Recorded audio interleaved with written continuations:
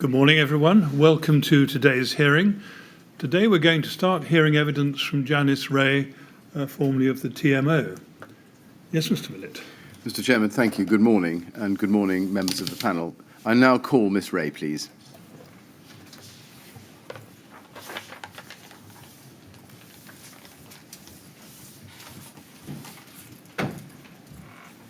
Good morning, Ms. Wray. I understand you'd like to take the oath. I would, yes. Right, well, there should be a Bible there. That's it. Take the book in your right hand, please, and read the words on the screen. Okay. I swear by Almighty God that the evidence I shall give shall be the truth, the whole truth, and nothing but the truth. Thank you very much. Now sit down and make yourself comfortable. Thank you.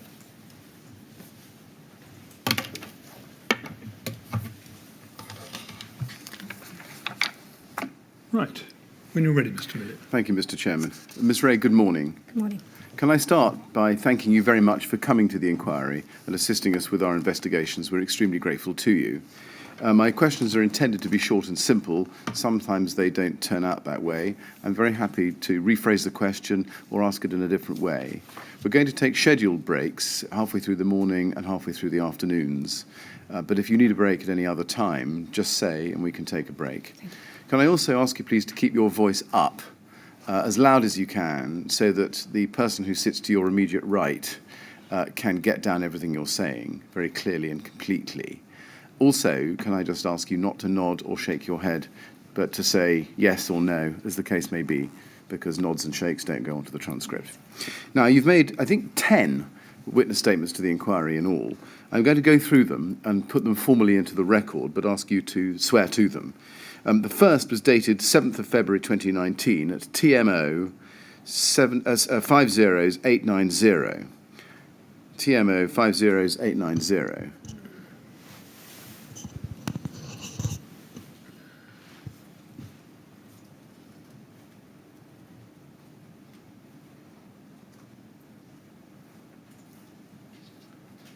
Is that the first page of your first statement? Yes, that seems to be the case. Can we go to page 56, please?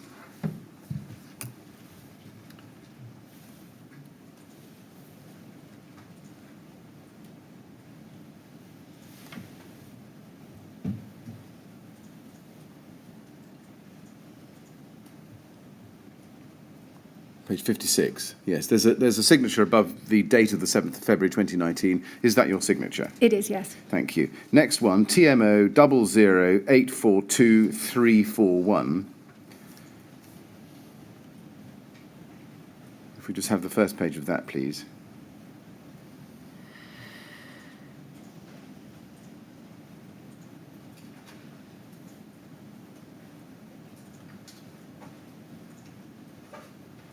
Is that the first page of your second witness statement? Yes. Can we turn to page 4 in that, please?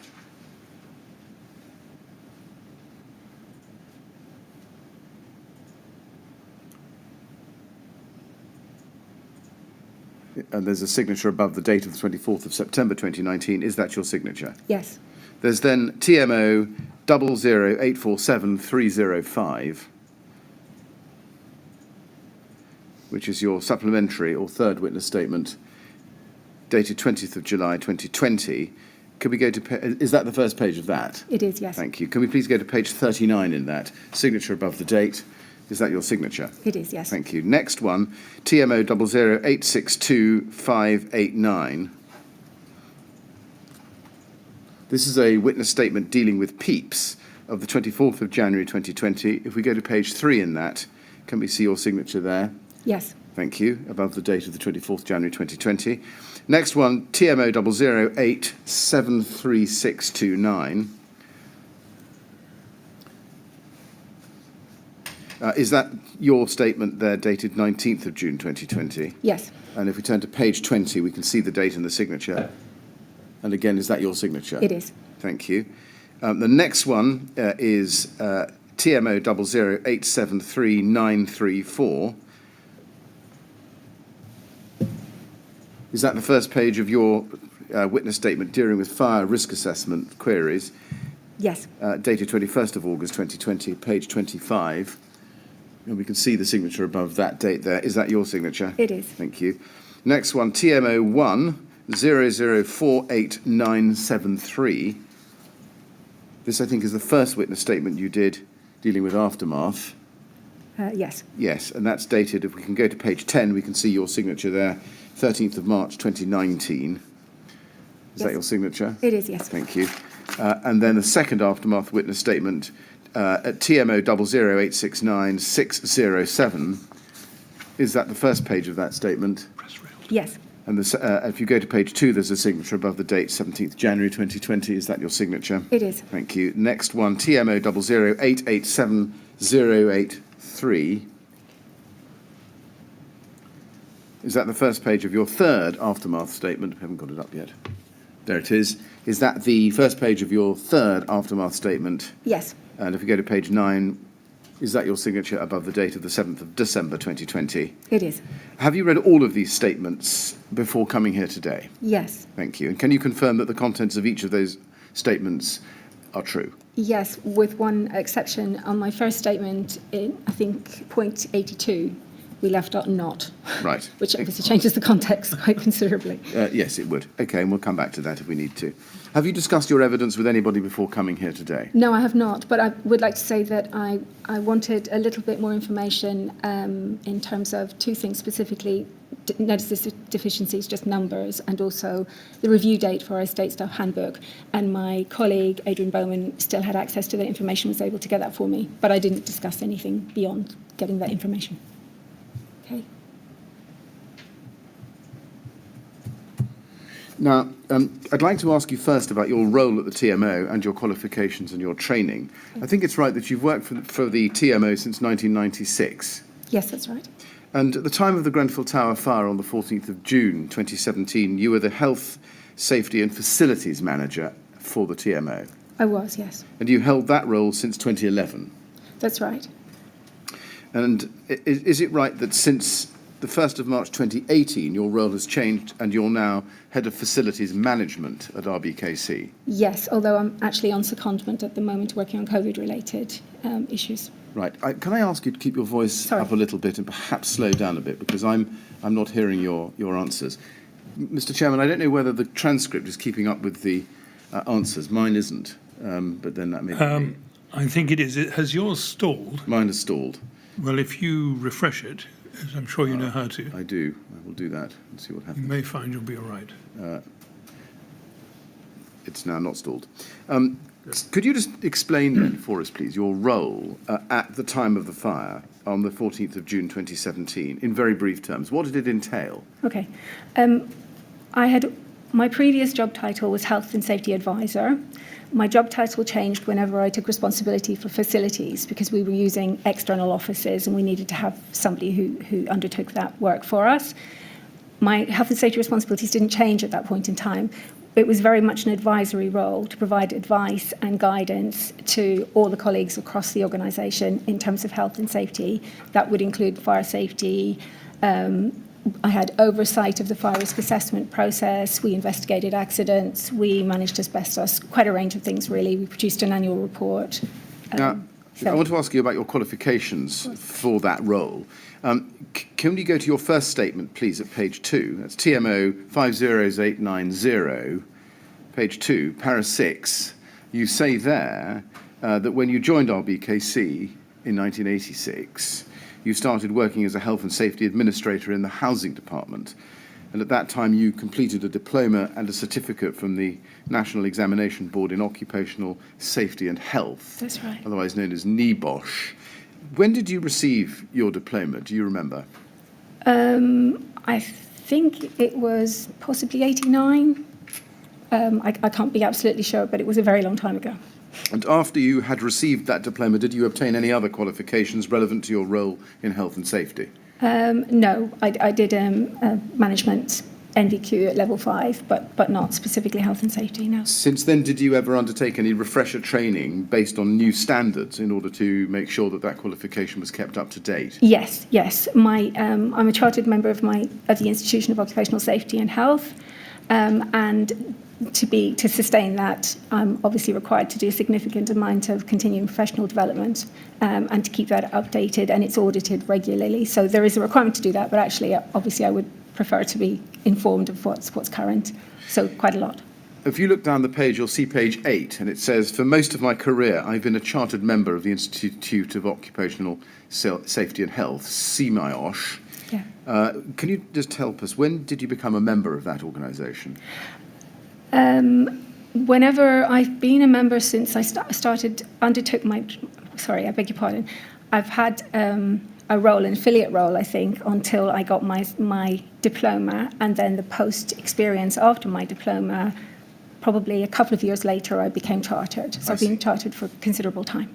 And you say that you have to do continuing professional development in order to keep that membership up. Yes.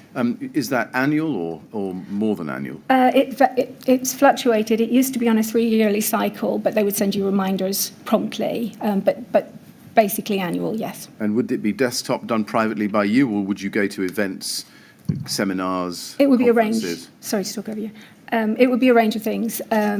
It could be seminars, it could be briefing, it could be demonstrating some skill that if I've written a new policy or procedure that we haven't done before, or if we've amended things. Probably the first time we drafted an annual report, I would have submitted that as something that we hadn't previously done. But there's a fair bit of engagement with other colleagues. Sorry, excuse me. Are you still a member? Yes, I am. You are. Did you undertake any particular training in order to carry out your role? It was ongoing. I mean, I was a general health and safety practitioner, so I needed to know about quite a range of employee-related, resident-related, and some construction-based work, really, activities, be able to assess those, to carry out risk assessments, carry out inspections, produce policies, procedures, reports, a variety of things, really. So I needed quite a broad range of knowledge and skills and experience. And I would target the ones which I felt were perhaps depleted or where legislation was perhaps changing, and I would look for the most appropriate training to suit that. I see. Can we go to page 37 of this statement, please, and look at page 16, paragraph 166. You say there, since 2005, the relevant fire safety legislation has been the Regulatory Reform Fire Safety Order 2005, RRO. I recall receiving training on this legislation from one of the fire authorities and via professional journals when it was introduced. Just pausing there. What did that training involve? It would have been briefing on the requirements of the RRO. It would have gone through the different articles. It would have identified the need for a responsible person, what that responsible person would look like, who relevant persons could be, what areas of what kinds of premises would be covered by the RRO, who would be the enforcement authority. It would be quite comprehensive. It's so long ago. I know I went to several, and some were hosted by the fire authority. Some were probably hosted by my institution. But I certainly attended a variety of courses on that because it was very important. Yes. And was that training regularly refreshed, either by the relevant fire authority or the professional journals that you read? There were always opportunities to go on refresher courses. What I would say is I also participated in... There was some London and South East. Initially, it was a health and safety group for kind of public sector health and safety housing professionals, and then it was followed on by a specific dedicated fire safety group. And we would perhaps meet quarterly, and it was a really useful forum for similar people in similar kinds of organisations to say what was going well or where they had issues or if there was consistent enforcement from their fire brigade. So there were different ways, really, and I would see that as being a bit of continuing professional development as well. Did this specific dedicated fire safety group have a name, a formal name? I think it was called the London and South East Fire Safety Group. But it probably, the name morphed slightly as the years went by. And who gave training?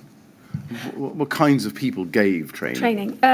For example, after Lacanau, David Crowder from BRE, yes. He came and the lady who mostly was the chair was called Sarah Stevenson-Jones, and she was health and safety manager at Westminster City Council in their housing department. And so she was quite proactive about going out. And sometimes it would be senior members of the fire brigade from their policy or enforcement. Sometimes it would just be meetings to discuss specific issues. But there was ongoing opportunities for, sometimes it would be people who wanted you to buy their product, a variety of...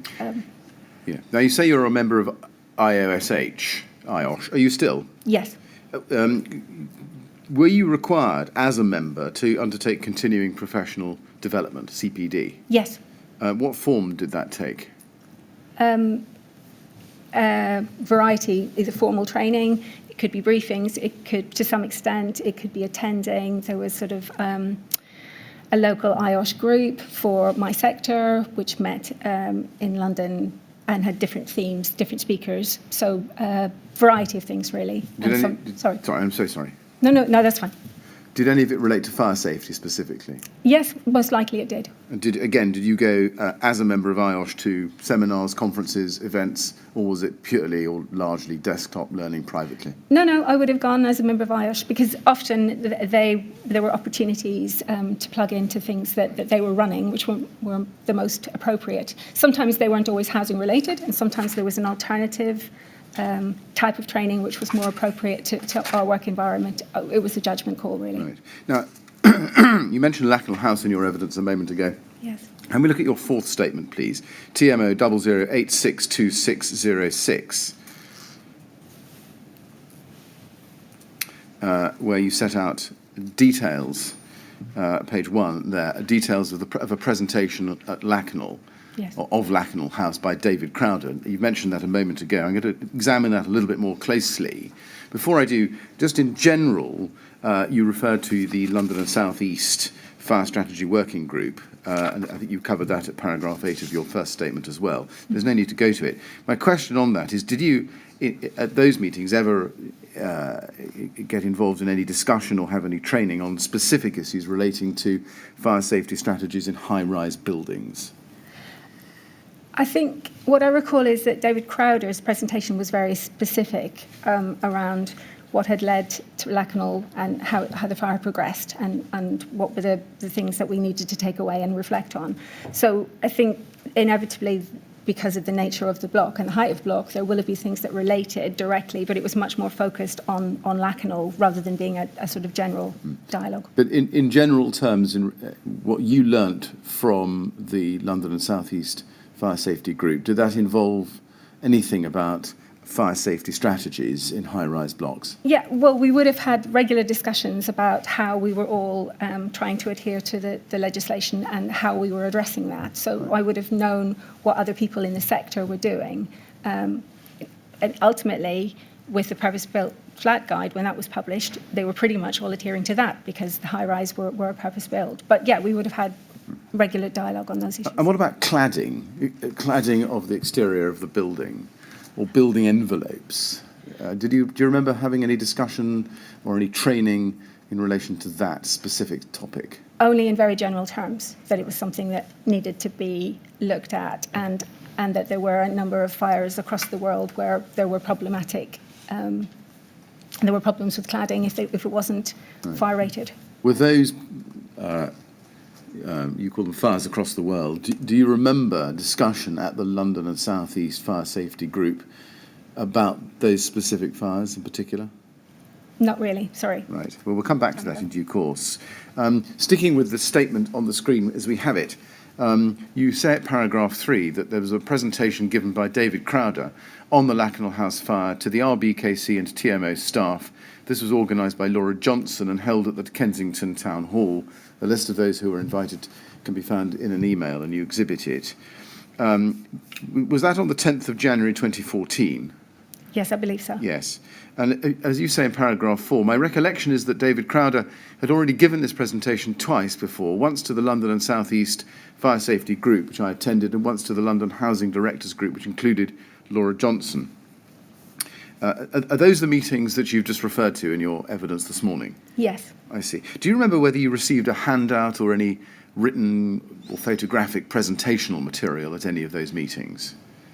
I don't recall, but actually, I have a feeling that I also attended a similar briefing at Savills and I may have had a handout at that stage. Right. Sorry, I think I must have missed that from my statement. It was the same presentation. I think there may have been a handout at that stage. Savills? Savills, as in yeah. the estate agents? Yes. And do you remember when? It'll be about the same time because it was in December. I think it was possibly the December before, whatever year that 2013, was. that would be. Yes. And can you remember, in a nutshell, if you can, what you learned from these presentations on Lakanal House? Immediately after the fire, what we learned was that the block had a scissor construction, and we investigated immediately to see whether we had any blocks of a similar construction. Unfortunately, we did not. There were issues about how the evacuation strategy was communicated to residents. There were issues about the fire safety guidance that was provided by the fire brigade call handlers. There were concerns about remedial works had been undertaken and not to fire resisting standard. There were a range of things that I do recall.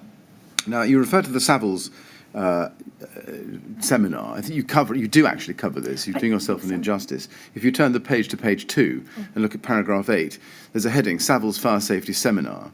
And you've produced some documents for that, for a seminar you attended on the 5th of December 2013. And you say that it included presentations, can you see, Yes. on Lakanal House and Shirley Towers, as well as a case study of a rest home. The presentation on Lakanal House was again presented by David Crowder. Did that presentation cover fire risk management of residential premises, do you recall? To some extent, inevitably, but I think it focused largely on the technical aspects of what had happened on the day in all of the specific fires. Right. Yes. Panning out then a little bit, did any of your training at any time up to June 2017 concern fire risk assessments? Yes. What? Well, quite a lot of my CPD. Obviously, the regulatory reform order, when it came in, introduced the requirement for fire risk assessments in communal areas, which was an entirely new concept. So there would have been quite a lot of formal and informal briefings and around that. Sorry, I wasn't specific. I assumed when we talked about regulatory reform, I wasn't specific when I should have been. No, that's all right. But let me be a bit more specific. Did any of your training include the specific guidance prepared by the government on fire safety and risk assessments, such as the sleeping guide, the 2006 sleeping guide? I believe so, but I can't remember the detail. Let me just put it up for you to see if it jogs a memory. RBK 3036722, please. This is the first page. Doesn't tell you much other than it's orange, but if we pan out, you can see the whole thing. Okay. I am familiar with the sleeping guide. You are familiar with the sleeping guide? Sorry. I just can't. I'm sure I would have had a briefing on it at least on one occasion, but I can't remember the detail. Right. Apologies. Okay. Can we assume then, in the course of your evidence, that you were familiar with its terms? Reasonably, yes. Obviously, I'm not a fire safety professional, but yeah, reasonably. No, well, absolutely. Next document is, as you referred to, the Local Government Association guidance on high-rise buildings called Fire Safety and Purpose-Built Blocks of Flats, published in, I think, July 2011. Let's just have that up, please. It's HOM 45964.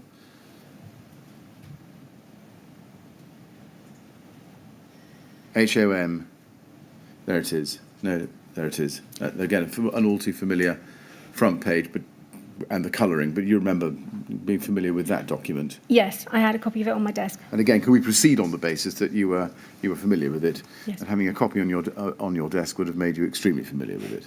Yes. And then the next one is something called PAS 79, or Publicly Available Specification 79. Yes. Were you familiar with the versions published in particularly 2007 and 2012? I was, but again, I'm not a fire safety professional, so I wouldn't have known it nearly as well as I would have known purpose-built flats. Well, we'll come back to that. Just for reference purposes, that's CTA 703. Did you have any specific training on the LGA guide?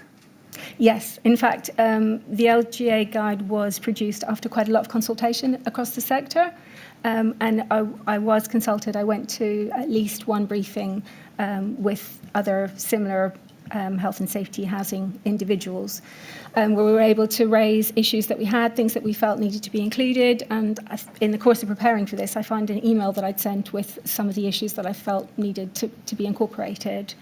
So we knew it was coming. We'd been consulted fairly widely, and then when it was finalised, there was an introductory seminar, I believe, which might have been Colin Todd himself or some of his colleagues who presented it. So yes. We may pick this up later on, but do you remember what specific issues or matters you wanted to see reflected in this guide as part of that consultation process? Actually, one of my points was to do with interim measures. We were finding that in situations where we were not able to complete works within the time frame, that and depending on the nature, sometimes we would have advised the fire brigade and they would be looking for interim measures, but actually sometimes quite difficult to establish what they meant by that. So I think I was looking for some guidance about, just even some very general guidance about what would be appropriate depending on which piece of plant or equipment would be temporarily out of use. So that was certainly one of the areas. I think I also sought information about the less able-bodied residents and what we needed to do. How far do we need to go? What can we do to assist residents in purpose-built blocks of flats? Did you get an answer to that question? No. I think what happened was they were seeking things that for inclusion. So it was sort of a series of emails people were sending off saying, it'd be helpful if you could include this, this and this, but we didn't really get answers. The guide got produced. In relation to PAS 79, did you get any training at any stage specifically on the September 20 to August 2012 edition of that? I don't believe I did. No. Were you also familiar with something called the Means of Escape for Disabled People Guide, March 2007? To some extent, but not hugely. And what about the Lay Corps Housing Fire Safety Guidance on Fire Safety Provisions for Certain Types of Existing Housing, which was 2008? Yes. You did. Did you get training on that?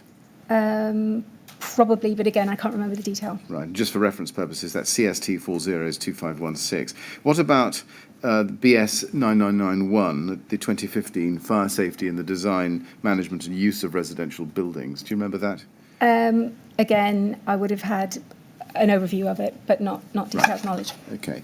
Now, can we go back to your first statement, please, at TMO 50890, page 37, paragraph 166. We looked at the first part of that and paused. Let's look at the last sentence together. You say there, my understanding has always been that the responsible person for the RBKC's tenanted stock as defined in that order was both RBKC and the TMO. How did you come to that understanding? I think partly it was my interpretation of the legislation, and partly because we were the managing agents. So in the first instance, we had operational day-to-day control, so very clearly we were a responsible person.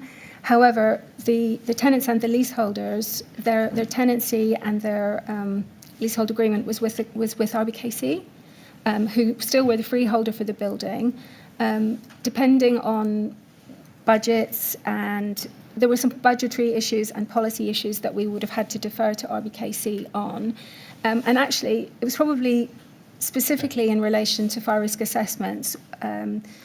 No doubt you will ask me about this, but in 2009, we'd had protracted discussion with the fire brigade and RBKC, which resulted in us tendering for a fire consultancy partner to undertake fire risk assessments. And that was very much a joint initiative. And in fact, the progress meetings that happened after the appointment of the contractor for a few years still involved RBKC colleagues coming to sit in the programme. And I believe they funded it also, our initial assessment. So there were various factors that I thought indicated that we were both And the colleagues you're talking about, people like Anne Muchmore. Yes. Yes, I see. We'll come to look at those documents in due course. But you just said a moment ago it was your interpretation. Was that just as a result of reading the text of the legislation, or was that as a result of things you learnt from colleagues about how it should be interpreted? I can't really recall, to be honest. No one ever questioned me on it, and it was always included in my annual report, which went, I believe, to the council as well as to our board. Quite a lot of, for a period of time, I was having to do very regular updates for board, and I would invariably say for the purposes of the RRO, and no one ever challenged me, so I therefore assumed that what I was saying was right. Do you remember ever having any specific discussion with anybody at RBKC along the lines of RBKC is or is also the responsible person? I don't, but I did have regular dialogue with the corporate health and safety manager, and obviously that person changed over the years, but certainly Gary Mann is someone who was there for several years. We would meet regularly, and he would be wanting to know what we were working on, if we had any issues. I can't say I recall discussing it with him, but he was also someone who would have had copies of our annual report and would have been kept up to date with what was happening with fire risk assessments. So in answer to your question, I don't think I did, but I wasn't making a secret of that being my understanding. How did you understand that the joint responsibility of RBKC and the TMO as responsible persons worked in practice? I think in practice, because the TMO had operational day-to-day control, then, we were doing the lion's share, understandably, because we were in that position. But there were areas where we deferred to RBKC sort of laterally whenever we were looking to have a installation program for our self-closers, and when we were looking to have an inspection program for the same, we had to raise that with RBKC. I see. So it was sort of a bit policy, a bit budgetary. Right. Yes. I see. And in general terms, when one's looking at the fire risk assessment programme, yes, how was the responsibility as the responsible person to be shared as between the TMO and RBKC? In truth, that mostly sat with us. I was the one who had drafted the programme of properties that needed to be inspected, identified the timeframes, allocated those to the assessor, and I received the fire risk assessments back and allocated the actions. They came to progress meetings and they kept a kind of watching brief and would want updates in terms of mid-year reviews and annual reports to scrutiny. Sometimes I would be asked to attend scrutiny about specific issues, perhaps fire safety issues, but generally the lion's share sat with Right. TMO. Let me ask it this way. You've told us that RBKC had involvement and oversight in relation to fire safety and specifically the fire risk assessment programme. Yes. Why did you think that gave them a legal responsibility jointly with or together with TMO as the responsible person under the legislation? I think because they were still the freeholder for the building and because the tenants had a tenancy agreement with the council and not with the TMO, and the leaseholders had a leasehold agreement with the council. Was this question of joint... I'm so sorry, I cut across you, it's my fault. No, it's fine. Was this question of joint or shared responsibility as the responsible person ever discussed by you in any of your fora or at group meetings or training sessions you ever attended, so that you could see that reflected in other boroughs? I don't recall that being the case. Right. Apologies. I'm going to change topic now and ask you about an agreement in 2010, or discussion with the LFEPA. Can we start, please, by looking at RBK 401176? This is email correspondence, and the one at the top of the page is dated the 16th of December 2010 between you and Laura Johnson, Yes. Director of Housing at RBKC, and you're talking about proposed wording from Kevin Thompson, who is Environmental Health at RBKC, for the joint working protocol, which was produced by the Fire Safety Working Group, which would set out the responsibilities of the TMO and RBKC for fire safety. And if we go to page 2 of this email run, So that's the context. If we go to page 2, and we look at the 2 bullet points towards the bottom of the page, what will RBKC do? This is Kevin Thompson's proposed wording, and it says this: Kensington and Chelsea TMO will undertake the monitoring and inspection of premises they manage to ensure adequate fire safety in compliance with their duty under the Regulatory Reform Fire Safety Order 2005. RBKC cannot enforce in premises it owns, but where deficiencies are identified, it will seek to ensure that the Kensington and Chelsea TMO comply with their contractual obligations and legal responsibilities under the Regulatory Reform Fire Safety Order 2005 to ensure adequate fire safety. And then he goes on, does Kevin Thompson, to note to Laura Johnson, the first bullet point merely reflects the requirements of the law applicable to the TMO, so brings nothing new. However, the second point puts a clear onus on the council. This is surely something we want to do anyway, but could I have your comments, please? The bulk of the protocol is good news for the private sector, and I'm keen to have us sign up to it, but I'm conscious of this obligation in relation to the TMO stock. Did you share Kevin Thompson's understanding that the onus was on the council to ensure that the TMO complied with its legal obligations and responsibilities under the RRO? To some extent, yes. I mean, we were very clear of our obligations and we were endeavouring to comply with them. But as I've said, I thought that RBKC were also responsible persons and also had their own degree of responsibility. So if that meant making sure that we were doing what we needed to be doing, then yes. Can we then turn to the protocol itself? This is at LFB 3032248. I'll show you the first page of this document. Okay. There it is, protocol between LF EPA and RBKC. And if we go to page 8, we can see the signatures. You can see at the bottom, Paul Morse's signature, Director of Environmental Health for RBKC, 17th of November 2011. And then above that, the signature of Steve Chirick, AC for the LFEPA, 20th of February 2012. Did you receive this final signed version, do you think? I think I probably did. Can we go to page 4, please, at the bottom, and you'll see what's recorded there. What, under item 4, what will the Royal Borough of Kensington and Chelsea do? And I'll just show this to you. RBKC will undertake, in line with their statutory requirements, the monitoring and inspection of premises identified in section 3 of this protocol. RBKC will undertake the monitoring and inspection of their own premises to ensure adequate fire safety standards. RBKC will enforce fire safety standards in accordance with the provisions of the Housing Act 2004 and the HHSRS, having regard to relevant documents published by the government, including fire safety risk assessment, sleeping accommodation, etc.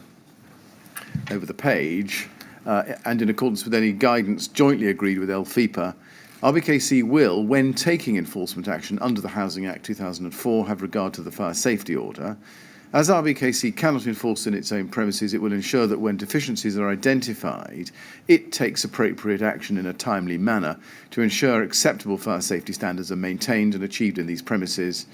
And then, although RBKC may offer a suitable means of complying with fire safety requirements, it will also ensure guidance accompanies all statutory notices informing owners / landlords of the need to undertake their own fire risk assessment, ensure that any relevant notice, the schedule of work is drafted in such a way as to offer the owner / landlord the opportunity to bring forward alternative means of complying in accordance with their own fire risk assessment.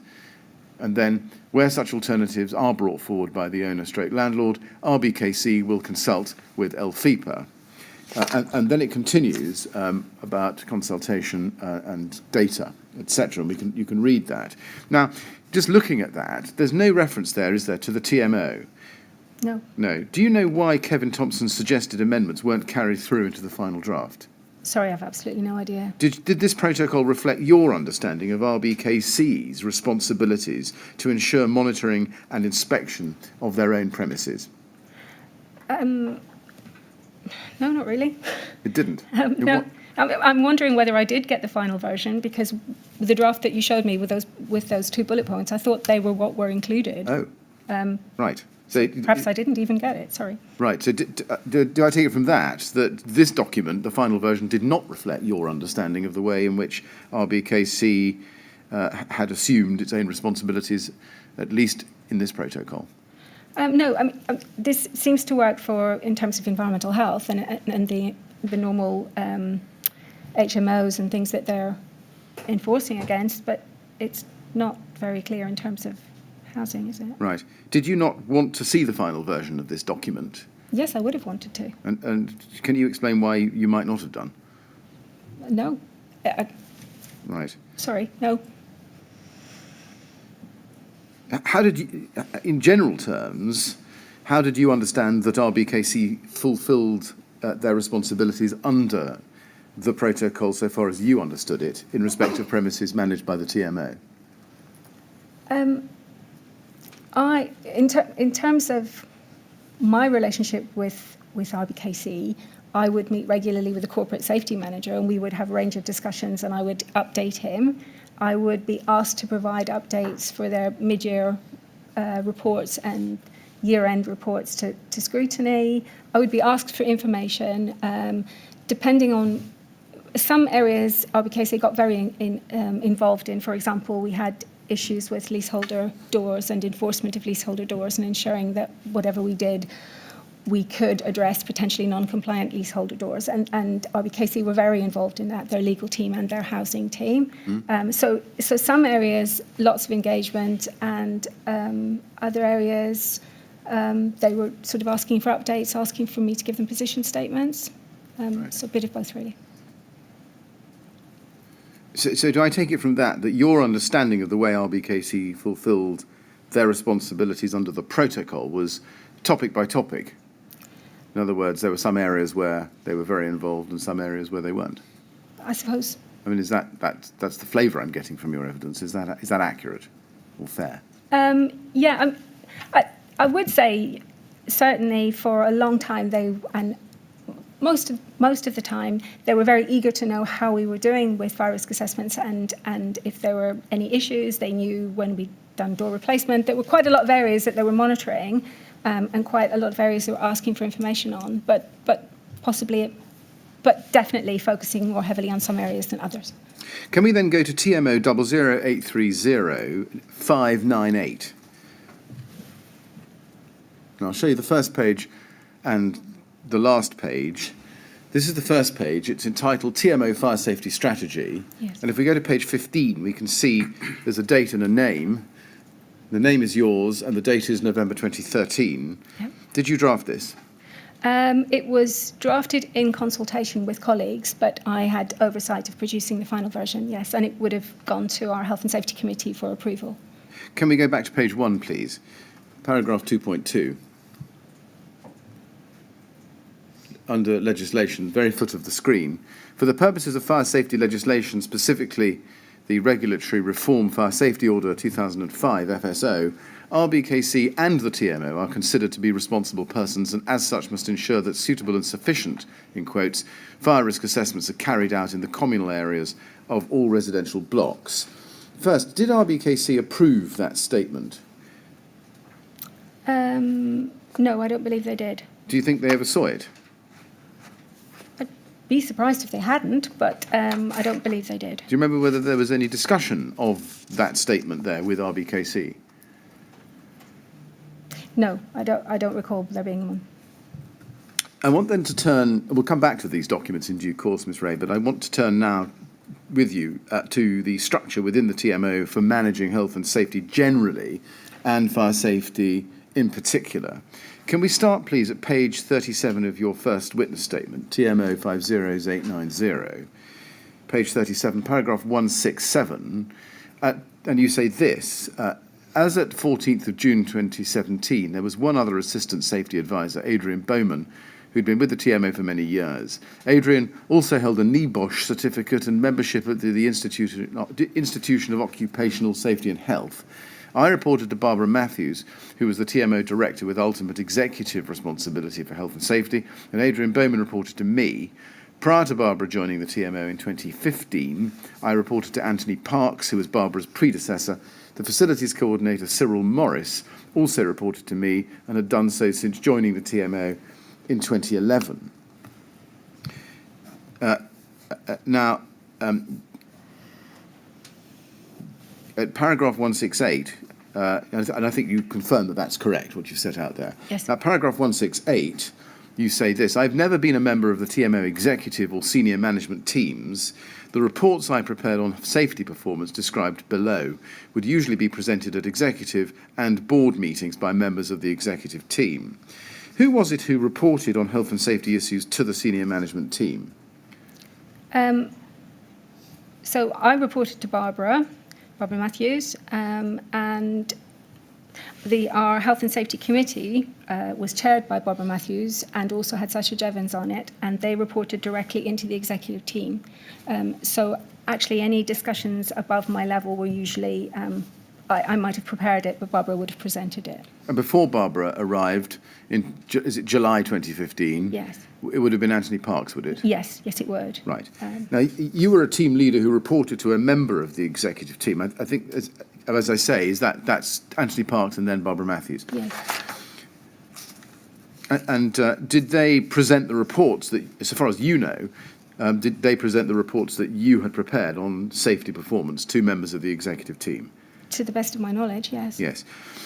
Now, if we go, please, to TMO 1003-1074.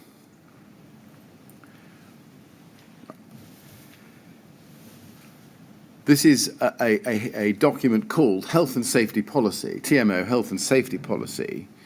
And if you look at the bottom of page 1 there, it's signed by Robert Black, Chief Executive, April 2012. Mm-hmm. Can we go to page 3 in that document, please, and go to paragraph 2.7? That there sets out the responsibilities of the Health, Safety and Facilities Manager, which was you, wasn't it? Yes. And just looking at that, I'm not going to read it all out. It's a series of bullet points.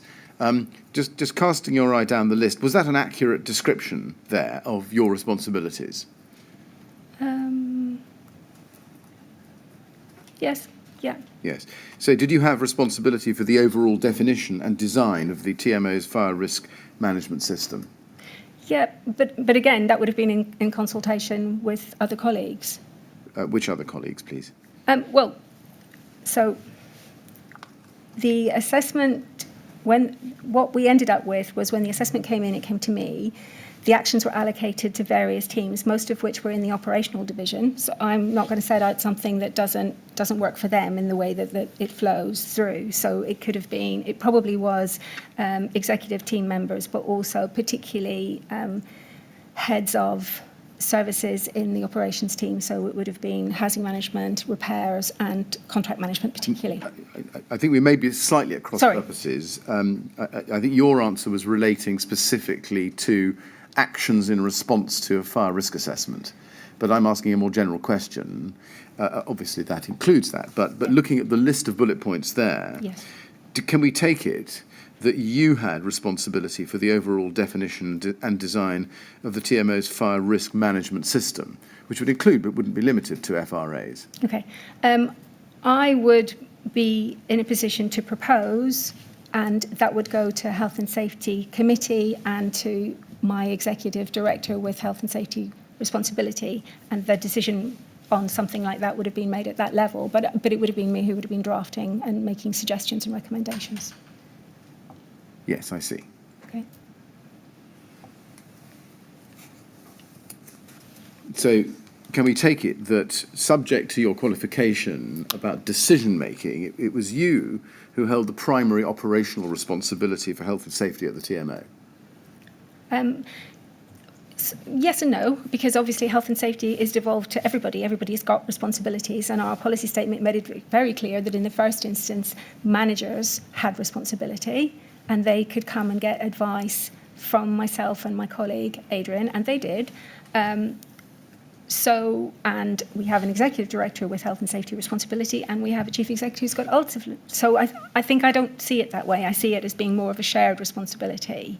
Then yes, we were there to advise and to guide Yes, and to be consulted. My question was with the emphasis on the word operational. Let me see if I can be a bit more specific. If you look at the last two bullet points in that list, you can see that it says advising on compliance with the Regulatory Reform Fire Safety Order 2005, Yep. and then attending relevant internal and external meetings and committees as necessary to update them on TMO performance in relation to specific areas of health and safety, for example, compliance with the Regulatory Reform Fire Safety Order 2005. Did you understand that you were the TMO person with primary operational responsibility for ensuring that the TMO complied with its legal obligations as the responsible person under that legislation? The reason I'm hesitating is because so much of it was outside my control. I recognise these responsibilities, but a lot of these were met by me having to chase and cajole and harangue people who had responsibilities that once they're allocated to other teams, I've lost control of them. So my hesitation is that I couldn't be responsible for the overall control, but I had oversight, I had monitoring, I could escalate, and those were the things that I did and did all the time, but I couldn't ensure. I wasn't in a position to do that. Or have I misunderstood your question? Sorry. No, we may come back to that answer and unpack it in due course, but let's proceed for the time being.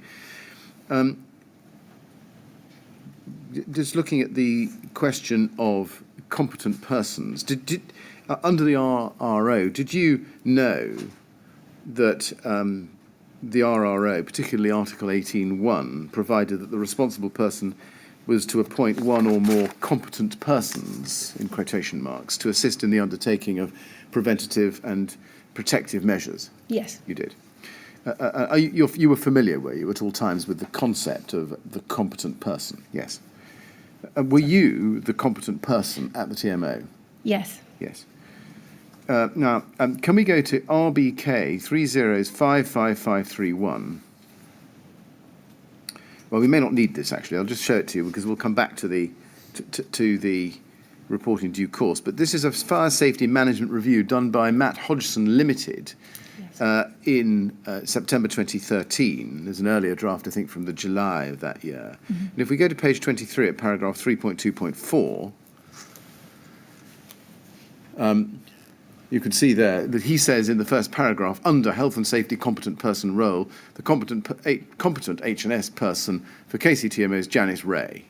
Yes. So, and that corresponded with your understanding? Yes. Okay. Did you consider that you had sufficient training, experience and knowledge to undertake your responsibilities as the competent person?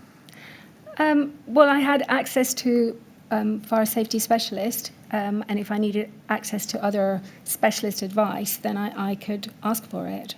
And who was that fire safety specialist? Well, initially it was Salvus, and then it was Carl Stokes. Right.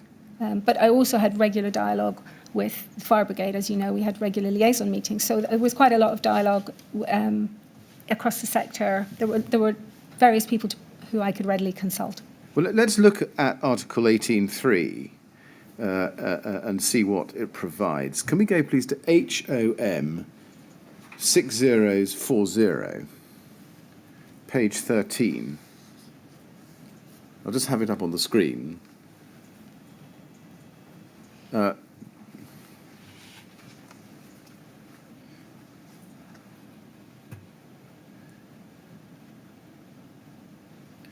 Safety assistance.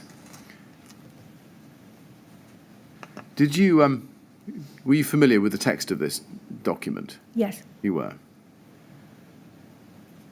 And were you familiar with paragraph 3 or sub-article 3 of Article 18? Yes? Yes. You were. And if we go over the page, please.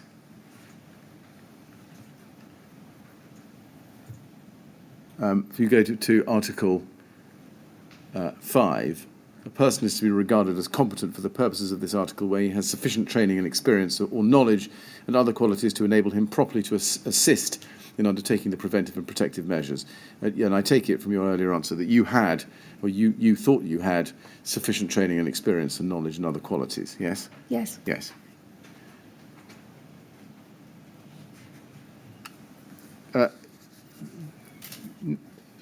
Now, the competent person has also got to ensure that the means at their disposal are adequate, having regard to the size of premises, the risks to which relevant persons are exposed, and the distribution of those risks. Can you describe the budget that you had available for health and safety for the TMO in general terms? I didn't really have a budget because anything that I needed to be done, I escalated. It would go to the technical division. They had the budgets. For example, when we instigated the program of door replacement, the man's master door, my role was to identify the trends and the issues being flagged up by the fire risk assessment. There was a recurring theme that we had to assure ourselves that the doors, the flat entrance doors, were adequately fire rated and self-closing. I escalated that. It went across to the technical division. We find a way of finding that information using stock condition surveyors, and then the budgetary decisions were all outside of they just weren't my responsibility. Well, just focusing on the words, can we go back to page 13 and just look at sub-article 3 again? You could see that it's for the responsible person to ensure that the number of persons appointed as the competent person, to ensure that the means at their disposal, that's your disposal, are adequate, having regard to the size of the premises, the risks to which relevant persons are exposed, and the distribution of those risks throughout the premises. Did you monitor or keep under close control or watch the means at your disposal and the adequacy of those means, having regard to the size of the TMO stock for which you were responsible as a competent person?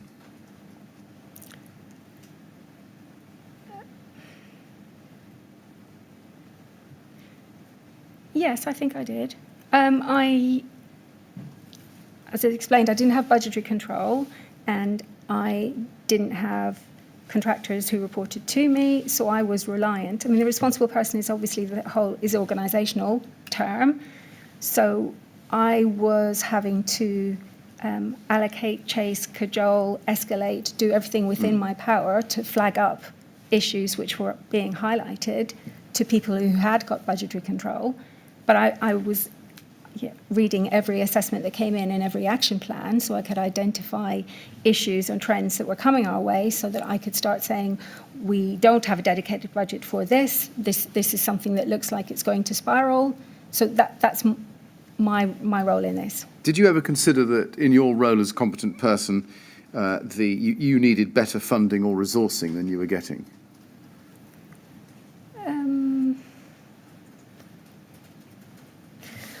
I don't know. I mean, my issue tended to be trying to ensure that things were done on time and with the right degree of quality, and that could be problematic. I'm not sure that I necessarily thought that was budgetary. It's difficult to say whether it was there was a contractor issue or not especially. There will always be. Health and safety people will always be able to spend money and find things that they want to do. But no, I don't think that's necessarily an issue. Looking at the earlier expressions in Article Sub 3, it says that the responsible person must ensure that the number of persons appointed under paragraph 1, the time available for them to fulfil their functions, etc., are adequate. Did you feel that you had enough time to fulfil your functions as a competent person? If I'm honest, I was often spread very thinly because I had responsibility for the whole of the borough. There's at least 650 blocks. They're all requiring assessments. They're all requiring safe precautions, and there was me and my colleague in terms of health and safety. But that's the resource we had available, so we were pretty adept at reprioritising on a regular basis, and fire safety was always absolutely top of the pile. Did you ever go to anybody, either in the executive team or higher, and say, I am spread very thinly, I can't do my role as a competent person properly under the statute, I need help, either in terms of resources or personal support? I don't recall doing that. But people knew, my line managers always knew exactly what I was doing, exactly the range of activities I was involved with. We had regular one-to-ones, we had regular catch-ups. We just kept reprioritizing and trying to make sure that we covered all bases. And we believe that we did, but we were very busy.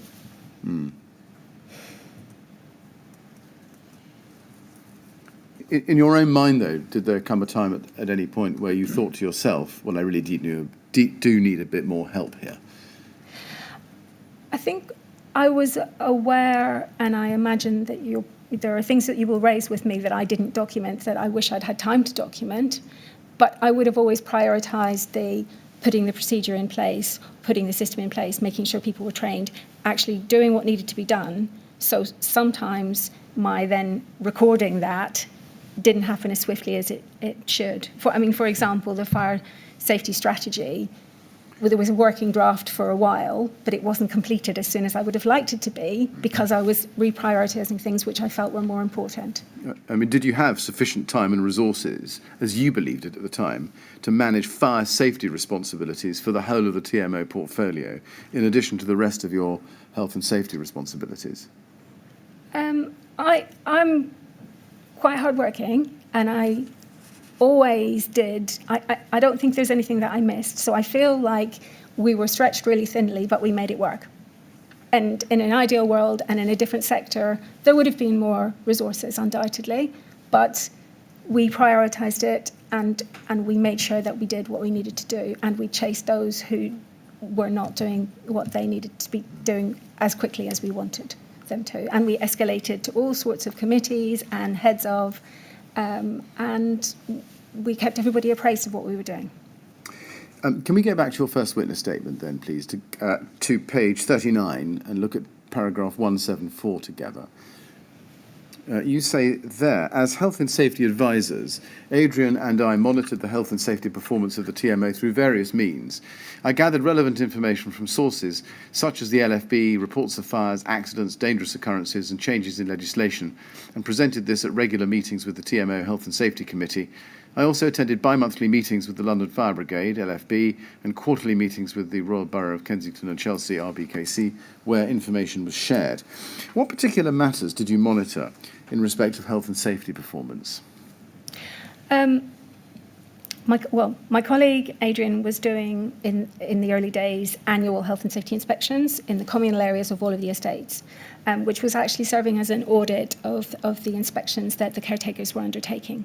So he was out practically ensuring that risks were identified, but also if the caretakers needed additional resource or additional training, or he would sort of be doing one-to-ones with them to upskill them as part of what he was doing. So that was ongoing.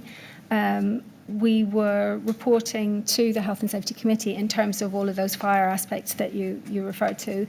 We were advising of accidents, dangerous occurrences. There was a range of factors that we were reporting to the Health and Safety Committee, which had that kind of remit, really.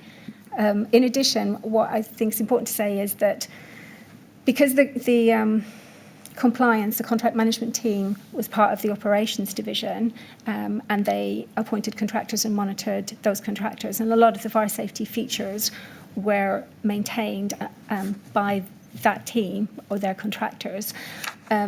I would have regular meetings with the head of that team where I brought my agenda, he brought his, and that would be another means of me trying to identify if there are any sticking points, if there are any issues I need to be aware of, if they're re-procuring, what their stats are like, if we've got problematic contractors. So there were, sorry, I realise I'm going on, but those sorts of things. That's helpful, thank you. Just breaking that up, first of all, in respect of what you call caretakers, and we might call estate service assistants, the ESAs. What did you do with the information you got from those individuals? No, sorry, I might have misled you. I didn't get information that Adrian was given as part of his inspections on site. He would incorporate into his reports if it related to repairs or actions that needed to be undertaken. That there would be a pro forma that he pretty much completed with a summary of any trends he wanted to highlight. So those would be put through to repairs if they needed responsive items. If it was training, Adrian and I would endeavour to ensure that either the HR team or whoever, that we tried to proactively get everything in place we could to assist the caretakers, because the ESAs, because they had quite a difficult job, and we wanted to make sure that we helped them to do it as efficiently as they could. And how did you go about ensuring that their work was being completed to the requisite standard? Again, they reported to, it may have changed over the years, but they reported to a team leader. There was one in North, one in the South. Ultimately, initially, they were working off paper records and pro formas, which was difficult. And for a long time, we recognised that a PDA would be better. Once they were able to introduce PDAs, then we could run regular reports to see what level of checking that they're doing and what is being identified by their checks. Again, I wouldn't have seen those reports unless I requested them, and just with so much going on, in the first instance, that was their line manager's role. As we ultimately looked to develop a better suite of KPIs for health and safety, that was one of the things that we plugged into our KPIs that would be managed by the Health and Safety Committee, and that had started to happen. Not as soon as we would have liked, but certainly for a year or two it had been in place. Now, you refer to reports completed by Adrian Bowman. What do those look like? They were usually a cover sheet with a summary, which might have been issues that he particularly wanted to identify in relation to that estate or that block. And then there would be pretty much a table where he'd identified his concern and then who was going to action it. And from the start, how did you manage that information? Did you put it onto a system? No. I think this is a kind of recurring weakness. Ultimately, we had a workflow on our W2 system. Prior to W2, Adrian would have requested the orders that he required from the repairs team or the customer service centre or whatever. There were different procedures in place. But ultimately, it went on to W2. And again, that was something that we plugged into the KPIs, because we could identify the number of issues which had been identified and the number that were being closed down. But the W2 wasn't always up and running during No, your indeed. time. So before W2, how would you process or collate that information? It was really difficult. It had to be done relatively manually. And in fact, one of the audits, that was one of the things we were criticised about, is not going back and ensuring that what we'd identified was successfully completed. But that was just prior to W2, so actually we already had that on our radar. Now, the other aspect of that long answer you gave earlier, it relates to specialist contractors. How did you go about ensuring that the fire safety equipment, systems, lifts, for example, were being adequately maintained? I did rely quite heavily on what was being identified by the fire risk assessment. Those actions were obviously being allocated to the responsible team. But in addition to that, and then I monitored whether they were being completed, and I escalated to the respective team where there were issues outstanding on a regular basis. With W2, they were able to run their own reports, but I still sent them one at least every kind of month or 2 months to identify what was outstanding and to chivvy them along. That would get escalated to the Health and Safety Committee, and for a while we had an operations health and safety group that looked specifically at that.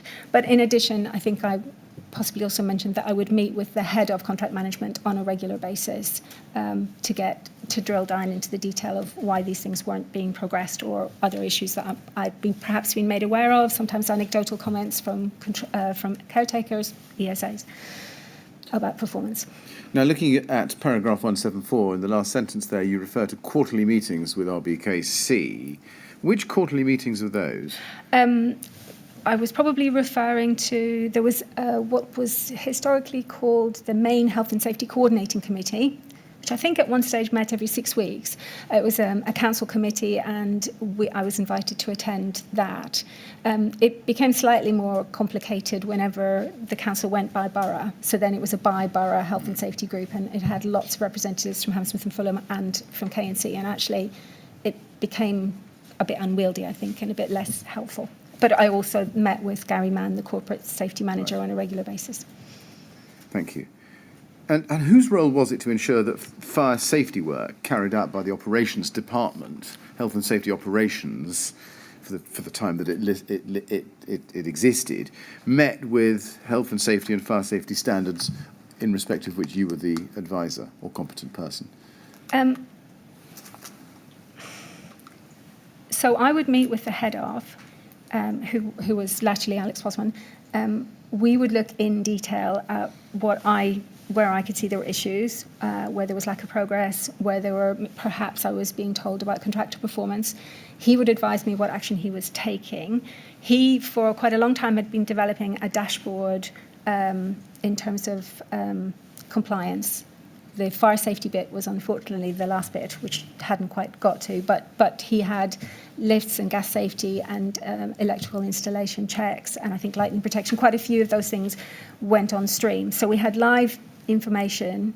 Every time he re-procured a contract, he engaged a specialist in that specific field, who I think was probably heavily involved in specifying what was required in terms of complying with the legislation.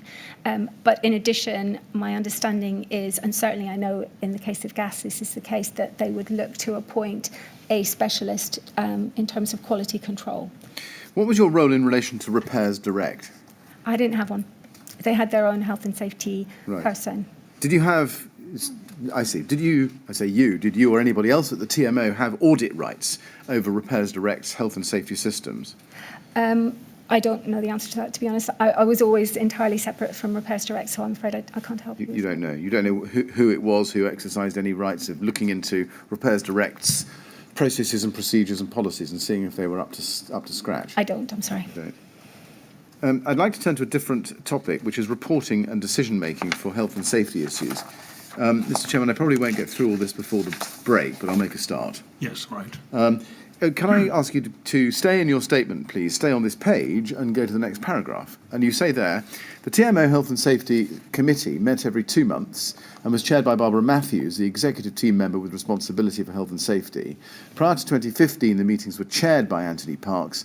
In order to give that committee profile, the Director of Operations, Sasha Jevens, was also a member, as were several senior managers and employee safety representatives. This Health and Safety Committee reported to the executive team. So is it right that between 2013 and 2015, there were 2 committees dealing with health and safety matters? There was the TMO Health and Safety Committee and the Operational Health and Safety Committee. Yes, that's right. Right. What was the difference between the remits, the respective remits of each of those committees? The sort of in answer to that, what I would say is the Health and Safety Operations Group was set up, I think it's fair to say, directly as a result of us getting a per audit result. And since most of the risks and all of the resident safety issues sat in operations, I think Sasha's view, and I think rightly so, was that she create a operations health and safety group to look specifically at the risks that her managers were facing and how they were dealing with them. So that did run for a couple of years until Barbara came in, and by that point, actually, there was a lot of duplication, and Barbara's position was that we merge those, and that was sensible, really. It sounds from that, is this right, that there was actually no difference in remit, in scope of responsibility, but simply that the Operational Health and Safety Committee was looking after the operational side of what the Health and Safety Committee generally was interested in? Yes. I mean, I think it's fair to say that the Health and Safety Committee would always have had the overarching responsibility, and occasionally that the Ops Group tended to go off down a tangent into some operational stuff that wasn't exclusively health and safety. I see. So, yeah. So, I mean, in a nutshell, why were there 2 committees for that 2-year period? In truth, I think it was with good intentions to drive forward health and safety to... I think it had good intentions. It was to ensure that the culture of health and safety was spread consistently throughout the organisation and people were taking their responsibility seriously. Right. It was just, I think, ultimately we were discussing the same papers, and actually there were a number of people who sat in both committees, so it was probably, yes, it had run its course, I think. Right, I see. And it's right, I think, a matter of record, that from, is this right, the 31st of July 2015, the only committee that was dealing with health and safety within the TMO was the Health and Safety Committee, of which Barbara Matthews was the chair. That's right. Yes. Now, if we look on in the paragraph we're looking at, you say, in order to give that committee, that's the Operations Committee, profile, Sasha Jevens was also a member. Why was it necessary to raise the profile of the Health and Safety Committee? Again, I believe that goes back to the audit where we got limited assurance. And I think one of the things that Anthony recognised is actually we didn't have sufficiently senior people on the Health and Safety Committee. I think we had historically, and then there'd been a bit of people were sending deputies, and so it was a bit, it needed kick-starting, really. In my question, I referred to Sorry. Operations Committee. Sorry. It's my fault. I meant the Health and Safety Committee. Specifically, was Sasha Jevens expected to communicate health and safety issues back down, as it were, to the Operations Committee or department? I think all executive directors are supposed to do that. I think that's what our policy statement says, and that seems perfectly reasonable position. What involvement did Sasha Jevens, as Director of Operations, have in terms of key fire safety issues and decisions? She received any stats, any information I was providing, feedback on liaison meetings, feedback on deficiency notices. So she had oversight of everything that was happening in that sphere. I see. And Barbara Matthews, same, Yes. but in a more senior and more decision-making capacity? Yes. Right. Now, let's just look and see what Barbara Matthews, says in her statement to the inquiry, her first statement, TMO 100 49987, page 2, please, paragraph 9. She says there, the TMO had a health and safety committee that met regularly. While I chaired these meetings, I made it clear to all those in attendance that Janice was the manager and the expert. My attendance at these meetings was to highlight the importance that the TMO put on health and safety. Sasha Jevens also attended, as many matters concerning health and safety fell into her directorate. Would you agree with that? Not completely, because Barbara was actually very proactive and very hands-on. I think she was, and at certain times very engaged operationally when we were in dialogue with the fire brigade after we received the Adair enforcement notice, and when we asked for an extension of time, that was written by Barbara and not by me. So. Yes, I see. Now, she says there that her attendance at these meetings was to highlight the importance. Sorry, I'm so sorry. She says in the second line that she made it clear to all those in attendance that Janice was the manager and the expert. Would you agree with that? Yeah, perhaps. Now, it's right, isn't it, that between November 2009 and February 2011, you provided a number of reports on fire risk assessment and the programme for fire risk assessments generally for the TMO Operations Committee. Yes. Yes, and I'll just read those into the record. The TMO 1003478 at page 33, that's 10th of November 2009. There's TMO 1003742, page 1, a further update on fire risk assessment dated 25th May 2010. TMO 008998852, page 3, an update on fire risk assessments 25th November 2010. TMO 008929994, page 4, further update on fire risk assessments dated 22nd of February 2011. And then there were similar reports, I think, prepared for the TMO board between July 2009 and 10. Am I right about what I've just said to you? I'm sure you are. It was fairly prolific because, in fairness, we had nearly had an enforcement notice from the fire brigade, so it was really important to scrutinise it, and there was commitment to quite a high level that they needed to be updated with progress and they needed to see progress happening. So I'm sure you're right. Yeah, and I take it from your evidence that you had a formal reporting role to the TMO Operations Committee on health and safety. For a time, I think I presented the reports, but ultimately, in recent years, it would have been Barbara.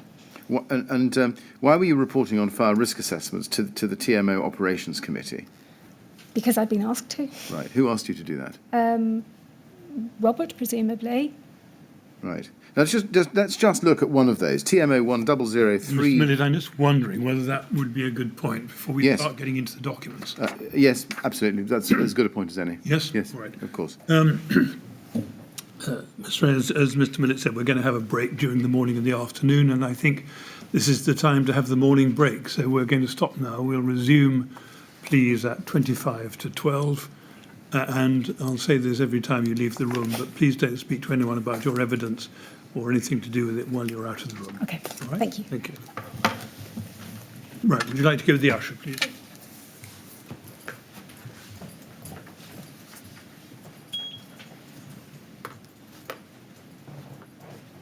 Right, 25 to 12, please.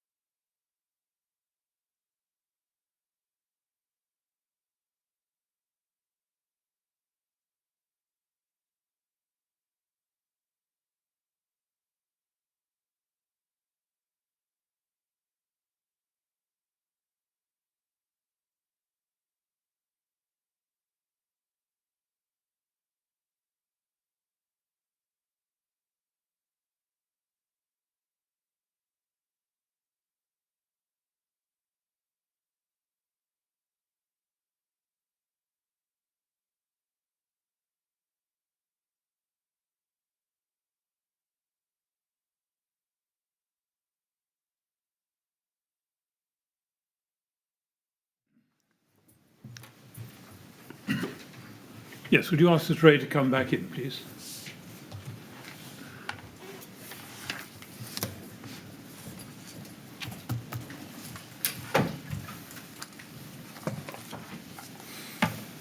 And Ms. Wray, ready to carry on? Yes. Good. Thank you very much. Yes, Mr. Thank you, Mr. Chairman. Ms. Wray, I'm going to show you one or two of these documents. Can we look, please, at TMO 100-37442?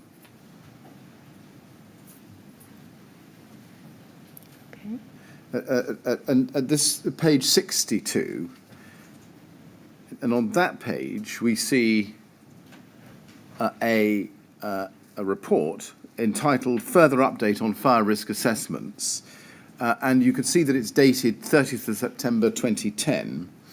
Is it right that you stopped producing these specific FRA reports for the TMO board in or after 2010? We haven't seen any after that. I can't recall. I thought I had. I didn't produce them at the same frequency because I wasn't asked to really, and there was quite a lot of intensive activity in the early stages. But Right. I'd be surprised if I hadn't produced more. That seems like a very long time ago. But I'm Right. sorry, I wouldn't have the details. I mentioned a further update of 2011, but and there's one further one in May 2013. I'll show you that. TMO 100-31056.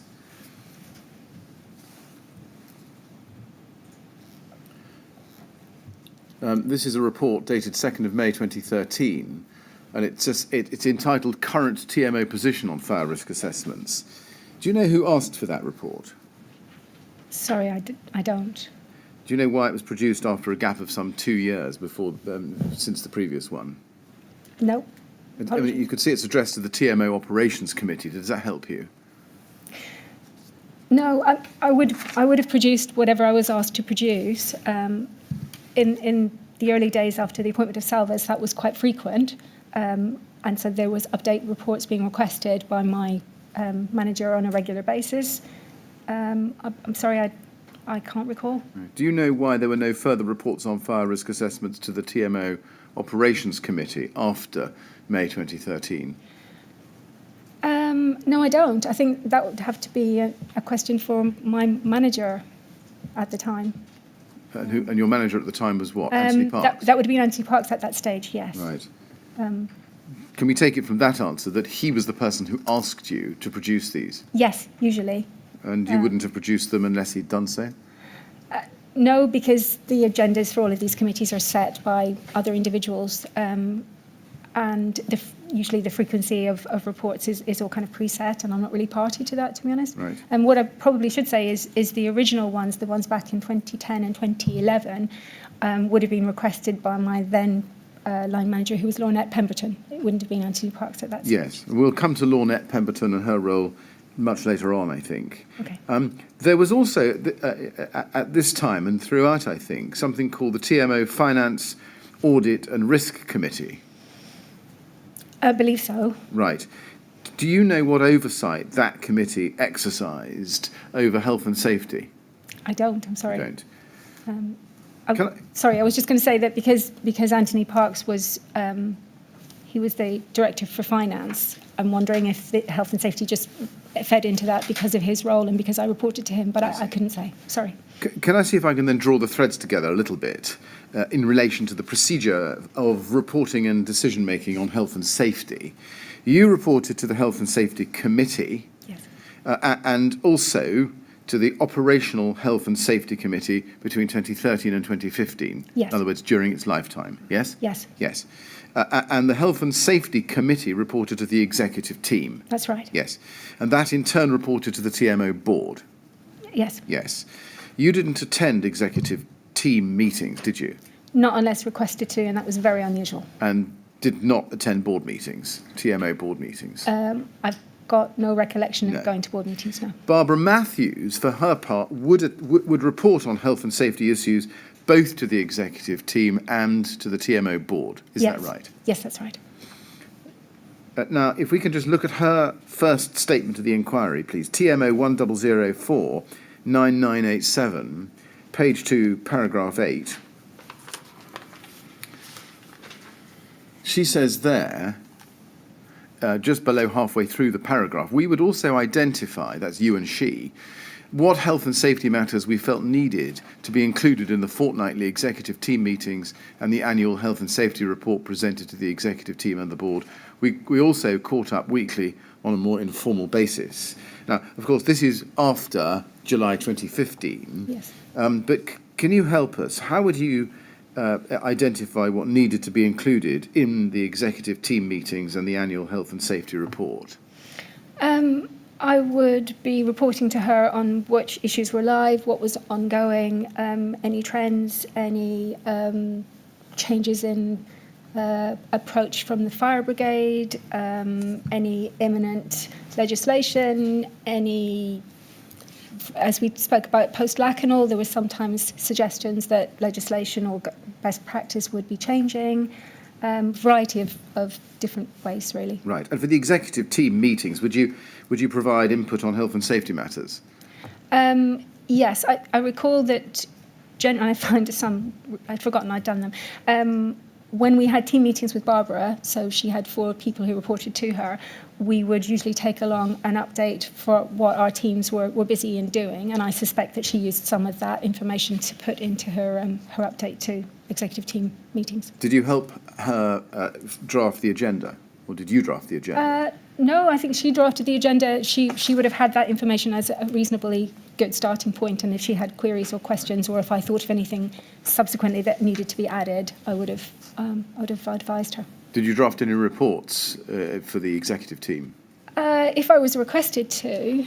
But you weren't. There was no regular. No, there wasn't a regular. No, right. No. Can I then turn to RBKC's role, and particularly its monitoring and scrutiny role? Can we go back to your first statement, please, at page 37, and back to paragraph 164, which we've, I think, looked at. But in the second half of that paragraph, you say this: "It was always my understanding that the RBKC retained a monitoring obligation under the MMA, which was exercised by its corporate health and safety advisor and its main health and safety coordinating committee, which was succeeded by the Byborough Health and Safety Committee." Could you just explain in general terms how that monitoring obligation worked in practice? In practice, it was quite informal. Gary Mann and I would meet up regularly. Might be quarterly, but it might be less often than that. It was sort of at his discretion. He would let me know when he wanted to meet, and I would go armed with what was happening, where we were at with fire safety, where we were at with health and safety, any trends, any issues, any serious incidents or accidents that he needed to be aware of. We also tried, where possible, where there was new legislation or guidance, to ensure that there was a consistent approach between the council and the TMO about how we would, where possible, where we would adopt that. He would sometimes tell me things that were working well with them. They might have had particular training packages or whatever that we would want to investigate. So it was fairly informal, but it covered quite a range of discussions. Now you refer to Gary Mann. He I think was the corporate health and safety advisor. That's right. At RBKC. Yes. Yes, that's right. And that was so until he left his post in 2015. Yes. Remember that? I do, and then Sumaya Yaqub was his successor, and I had the same relationship with her. Yes, and she, I think, took over in January 2016. Yeah, that might be. Yes. And you worked closely with those advisors, did you? Yes, reasonably. Yes. And you met them, you say, I think, is this right, quarterly or maybe less? It might be less than quarterly, but regularly. When you say less than quarterly, you mean more frequently than quarterly? Oh, no, I mean less frequently than quarterly. Right, less frequently. Were those individuals, or the role of corporate health and safety advisor at RBKC, so far as you understood it, linked in any way to the housing department? At the time, I don't think I really questioned it. I sort of assumed that there was a way that they fed into the housing department, but I didn't question it. I answered his questions, I gave him the information, and I didn't really know if there was a more formal role in terms of obtaining the information. Right. I'm not sure, to be honest. I mean, so far as you were aware, which was the RBKC body or person who exercised scrutiny over your work and your functions? It largely would be the corporate health and safety advisor, and not usually the rest of his team. If there was an incident or an accident, or they would come to me, I would give them as much information as I could. I would happily report back once I had further information from the fire brigade or the health and safety executive or whatever. So they tended to be the people that I dealt with in that regard. Right, but that function sat, I think, is this right, in the as far as you know, the corporate health and safety team or group, and Yes. not housing. That's right, yes. Right. Now, can we look and see what Gary Mann says in his statement? RBK 30's54418, page 8, paragraph 36.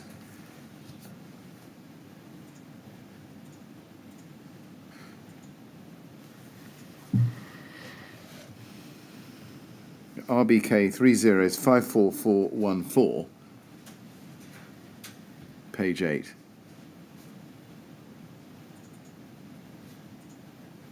Yes, thank you. Paragraph 36, he says, there was no formal process in place which required the corporate health and safety team to attend at the TMO offices and check them for health and safety compliance, or call for their policies and procedures to be checked for compliance. Just pausing there. Do you agree with that statement? I do. You do. Can we look at Samaya Yaqub's statement to the inquiry? This is RBK 30's54456, page 8, paragraph 35. She says there, towards the bottom of your screen, corporate health and safety did not routinely monitor or audit the general safety arrangements for the TMO. I understood that the TMO was audited by RBKC's auditing department, who were on occasion assisted by Deloitte. I do not recall seeing any audit papers in relation to the TMO or hearing of any significant issues as a result of the audits. Was it your understanding that corporate health and safety did not routinely monitor or audit general safety arrangements for the TMO?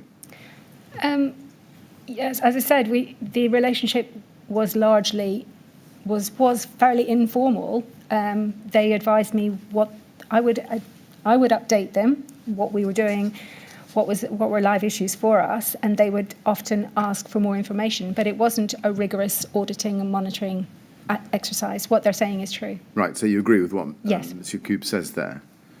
Did you ever discuss with Samaya Yaqub the relationship between RBKC and TMO, respectively, in respect of health and safety?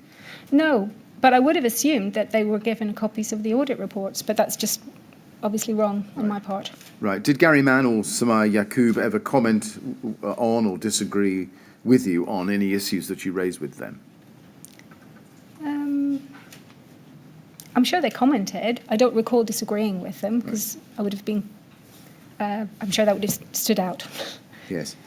And I want to ask you about the health and safety reports, which I think you referred to earlier in your evidence in passing.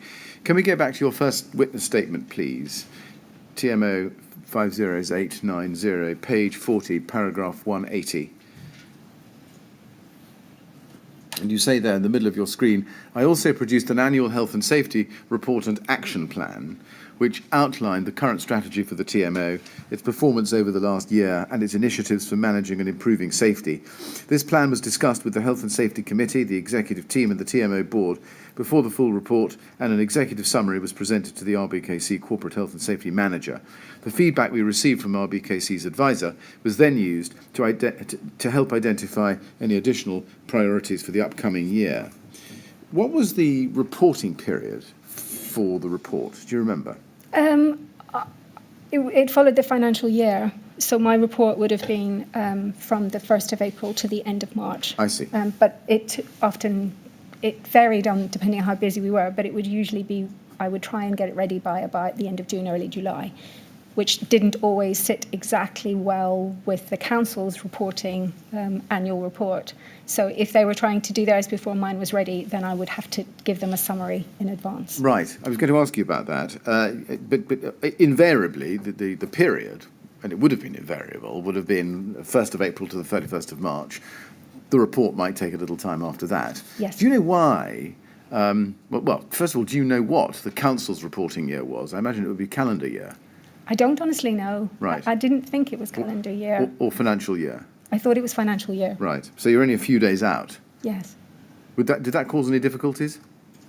No, when it did, I think I recall one instance where they were under pressure to get their report produced and I didn't have all of my statistics, so I wasn't able to finalise ours. So I was able to give them a draft and highlight the key themes or the areas where additional information was required, and they were able to get what they required from that. And can I assume that you would start to draft your annual health and safety report and action plan after 31st of March in any year? Yes. You wouldn't start work before that? Unlikely. No, quite. And would you have any help in drafting that, or did you do it on your own? It was done in consultation with colleagues in the operations teams, particularly because I needed to get compliance information from them. For example, the numbers of smoke alarms installed, the percentage compliance in terms of electrical installation checks, etc. Sometimes, mostly I had the information I needed from the fire brigade because we'd been getting that consistently over the year.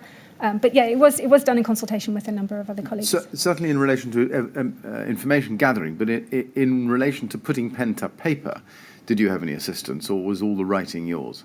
All the writing was mine, but I would have consulted on the draft. And is it right that Barbara Matthews, after July 2015, reviewed that? Yes. And before that, Anthony Parks? Yes. Right. And would either of them suggest any comments or amendments to your draft? Barbara would. She was quite actively involved in. Right. She may just have reworded things, or she might have asked me to include additional things. I can't recall the detail, but she definitely would have been quite involved. But not Anthony Parks? Not so much. Not so much. And would that document then be presented to the Finance, Audit and Risk Committee as well as the TMO Health and Safety Committee? I believe so. And on what occasions was it normally presented to the TMO board? Do you know? I don't. I'm sorry. Right. Did you ever receive any feedback or further questions from either the Finance, Audit and Risk Committee or the TMO board about the contents of your reports, your health and safety reports? I can't recall any. I wouldn't rule it out, but I can't recall a specific instance, I'm afraid. Did you create an action plan every year?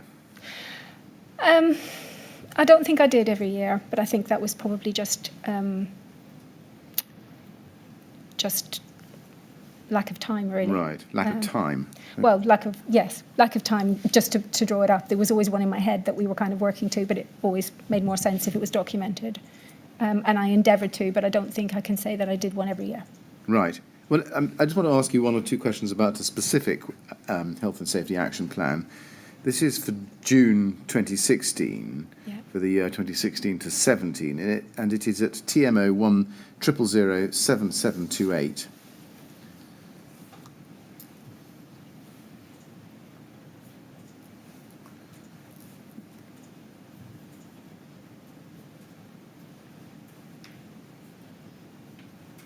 And we have to, I think, go to the native document in that.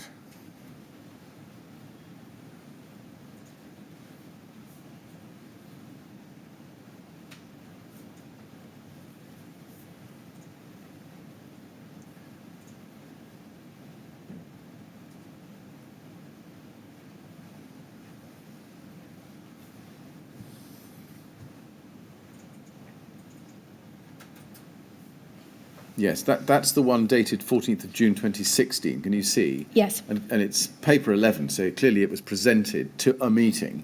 Yeah. Am I right in thinking that it would have been well, you tell me, actually. It says KCTMO Health and Safety Committee, 14th of June, paper 11. So that committee? Yes. And not from, I mean, would it go onward, upwards from the Health and Safety Committee to the main board? Yeah, well, it certainly would go to executive team, and they would make a decision about whether it goes further. Right. Now, just looking simply at the first page, item A, maintain fire safety across stock, continue ongoing programme of fire risk assessments, etc. How much input did Barbara Matthews have into that document? She was in place by then, wasn't she? She was, yeah. She would have definitely made comments. Right. Do you know whether RBKC's health and safety advisor would contribute? I don't think I would have consulted him on this level of detail. Right, I see. So can we take it that no advice would be sought from anybody at RBKC in relation to your action plans such as this? I don't think so, no. Right. Did these reports and action plans inform the RBKC's Housing Department contribution to the Joint Corporate Health and Safety Committee's annual report?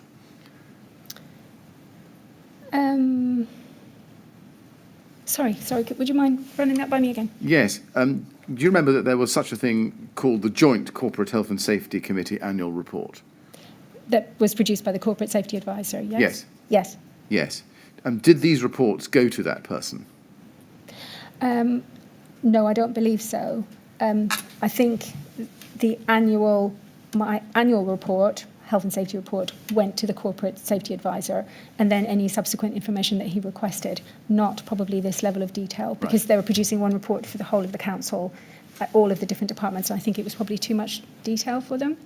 Do you know if this report or reports like it were put before any RBKC committee, such as the Housing, Property and Scrutiny Committee? Not to my knowledge. No. Now, it's also right to think that you wrote reports or parts of reports for use by RBKC, didn't you? For example, I'll give you an example, the LGA report Extinguishing the Risk, a Councillor's Guide to Fire Safety. Let me show you a document. Yes, please, sorry. RBK 30030060.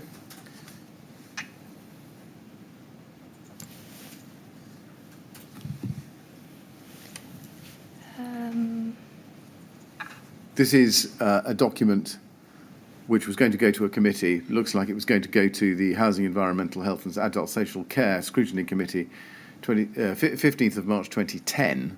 Okay. LGA report Extinguishing the Risk, a Councillor's Guide to Fire Safety. If you go down to the very bottom, you can see, page 4, that although it's signed Robert Black and Laura Johnson. Yeah, you're right. Must have been me. Yeah, because of the contact. So it must have been you.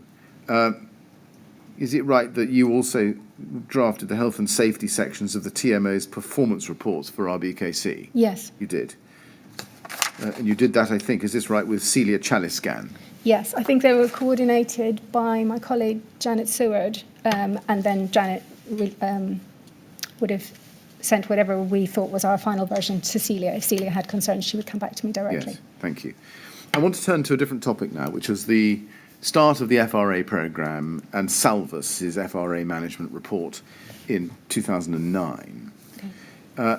Now, can we go, please, to your second witness statement, TMO 00842341, page 1, paragraph 3. You say there, following in the introduction of the Regulatory Reform Fire Safety Order 2005, which abandoned the need for fire certificates in favour of a risk-based approach to fire safety, the TMO was required as part of its management function to ensure that FRAs were undertaken and documented for all communal areas across its stock. And then you go on at paragraph 4 to say, in late 2008, early 2009, the TMO, RBKC and London Fire Brigade, LFB, entered into discussions about the suitability and sufficiency of the TMO's FRA programme.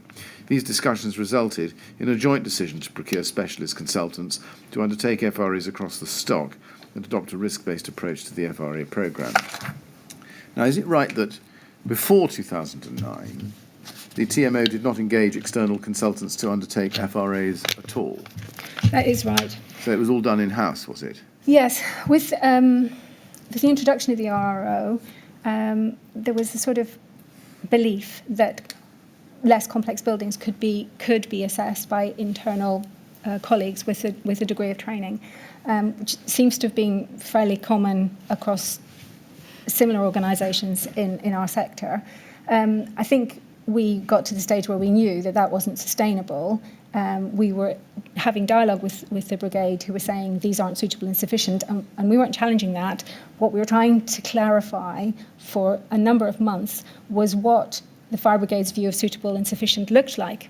And we had some very specific issues that we were trying to get clarity on. And I won't bore you with them. I can if you wish. But it was to do with secondary means of escapes, which no longer took you to a place of safety. And building control were saying, you don't need to do anything with these. Building regs aren't retrospective. And the fire brigade was saying, yeah, you need to sort this out. You need to look at finding an alternative means to get people. So actually, it was quite a big issue for us in terms of clarifying what needed to be done and potentially finding a budget. And because I was getting a conflict, I'd arranged a couple of site meetings with parties from both organisations, and there still wasn't clarity. At which point the fire brigade lost patience and said, you need to sort this out now, or we're going to issue an enforcement notice. Right. Now, just breaking it down a little bit, who was it in-house at the TMO who was undertaking fire risk assessments before September 2009? It was mostly my colleague, Adrian Bowman. Adrian Bowman. And what qualifications did he have to do that, so to speak? He didn't have the degree of qualifications he needed in terms of what we now require. But at the time, the fire brigade were aware that that's what we were endeavouring to do, and initially they were unfazed by that approach. And what input did you have from RBKC on the FRA process of production before September 2009? So the conversations with the fire brigade started in the June, and at that point, RBKC were very engaged in the process of agreeing what we were going to do and adopting a risk-based, how we were going to do it. No, sorry. My question was, what input did RBKC give in the process of in-house production of fire risk assessments? They didn't. None, right.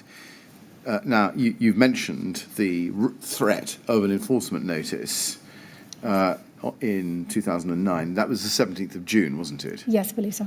Yes, and they wanted a competent person to carry out risk assessments. Do you remember that?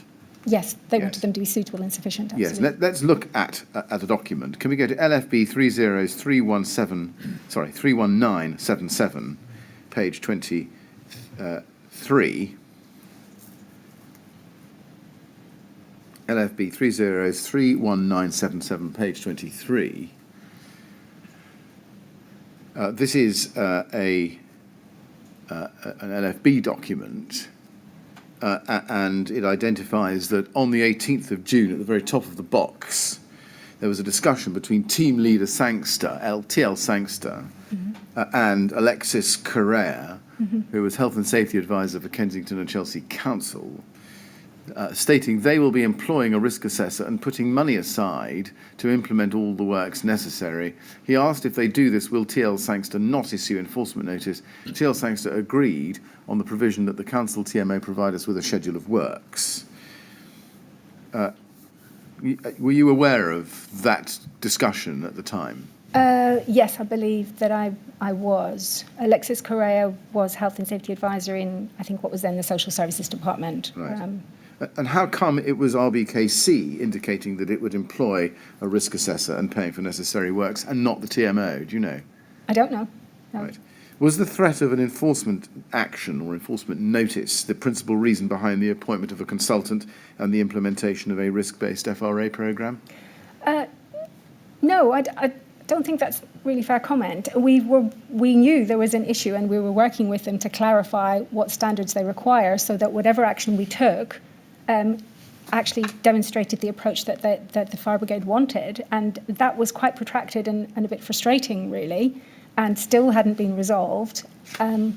So we had already agreed that things would be different, but we were just trying to clarify how different, and then things took another course, really. Right. Now let's go to the minutes of a meeting about fire risk assessments in early August 2009 at RBK 3018535. This is the minute of a meeting on the 6th of August 2009. As you can see, between RBKC, TMO and the LFB. Now, you're not identified as having been in attendance. That's right. Keith Holloway was there for TMO Properties, and also from RBKC, you can see there was Jean Daintith and Laura Johnson. Yeah. What was Keith Holloway's role? I think he was an interim director. I can't recall what his he might have been an interim housing management director. I'm not quite sure. Right. Do you know why you weren't at the meeting? I wasn't invited. Do you know Other than why that, you I don't know why. You don't know why you weren't invited? No, I don't. Sorry. Was the detail of the discussion at this meeting reported to you? Yes, it was. Did you see a copy of this meeting minute afterwards? I think I did, yes. Who reported the detail of the discussion to you? I I'm presuming it must have been Keith Holloway. Right. Can we go to page 2, please? Item 5. You can see there, Fire Risk Assessments is the title there, and it says, Angus Sangster stated that the TMO risk assessments so far had not been up to a satisfactory standard. He explained that through conversations with the officers currently carrying out the fire risk assessments, he felt they did not have the level of understanding required. Keith Holloway explained that the fire risk assessments would be carried out by the consultant and the surveys had gone out to tender. Angus Sangster, LFB, suggested the TMO show the LFB a copy of the pro forma before risk assessments are carried out. Yep. Keith Holloway, TMO, suggested it might be beneficial for LFB to meet with the chosen contractor before any risk assessments were completed. Angus Sangster confirmed he would be happy to do this. Now, looking at the first part of that, where Mr. Sangster is recorded as having said that the TMO risk assessments were not up to a satisfactory standard, did you think that that was a fair observation? I think we've been quite clear from our protracted discussions with the LFB prior to this that they were not happy with the assessments and believed them not to be up to satisfactory standard, and therefore it was agreed that we were going to act upon that and act promptly. The difficulty had been clarifying the standards that the brigade required in relation to a few specific but really quite important areas. That's what had caused the delay. So it's a little bit frustrating, but anyway. Right. Okay.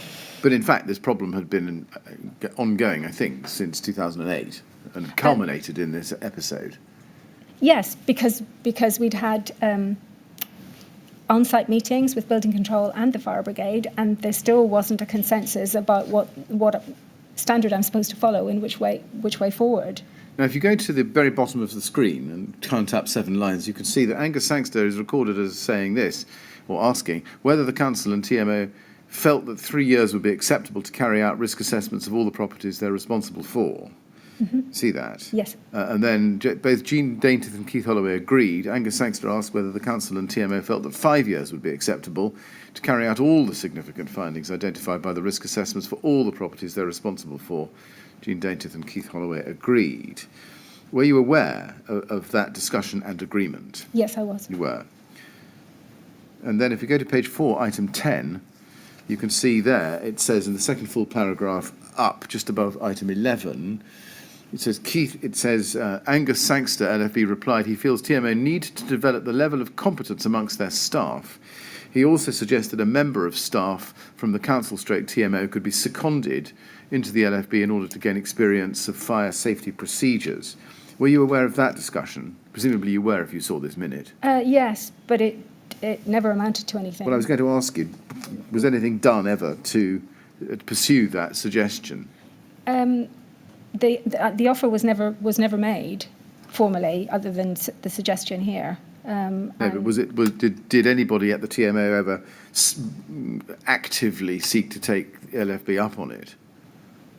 Not to my knowledge. I don't know. I can't speak for Keith Holloway, but not to my knowledge. Right. Was anything else done to develop the level of competence among TMO staff?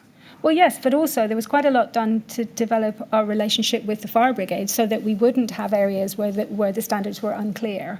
Well, no, that's not quite my question. No. I'm just pressing you a little bit. Okay. You can see that the LFB tells TMO that it needs to develop the level of competence among their staff. Yes. Was anything done to develop the level of competence among TMO's staff? Adrian and I would have had additional training, definitely. And I can't speak for... I would be speculating. I'm sure there was, but I can't remember the detail. And what was the additional training you received in response to this? We would have sought out fire-related RRO, fire risk assessment type courses in terms of being the housing manager, the landlord, because right. That's what our responsibilities were going to be. Now we were going to have a competent contractor to do the assessments.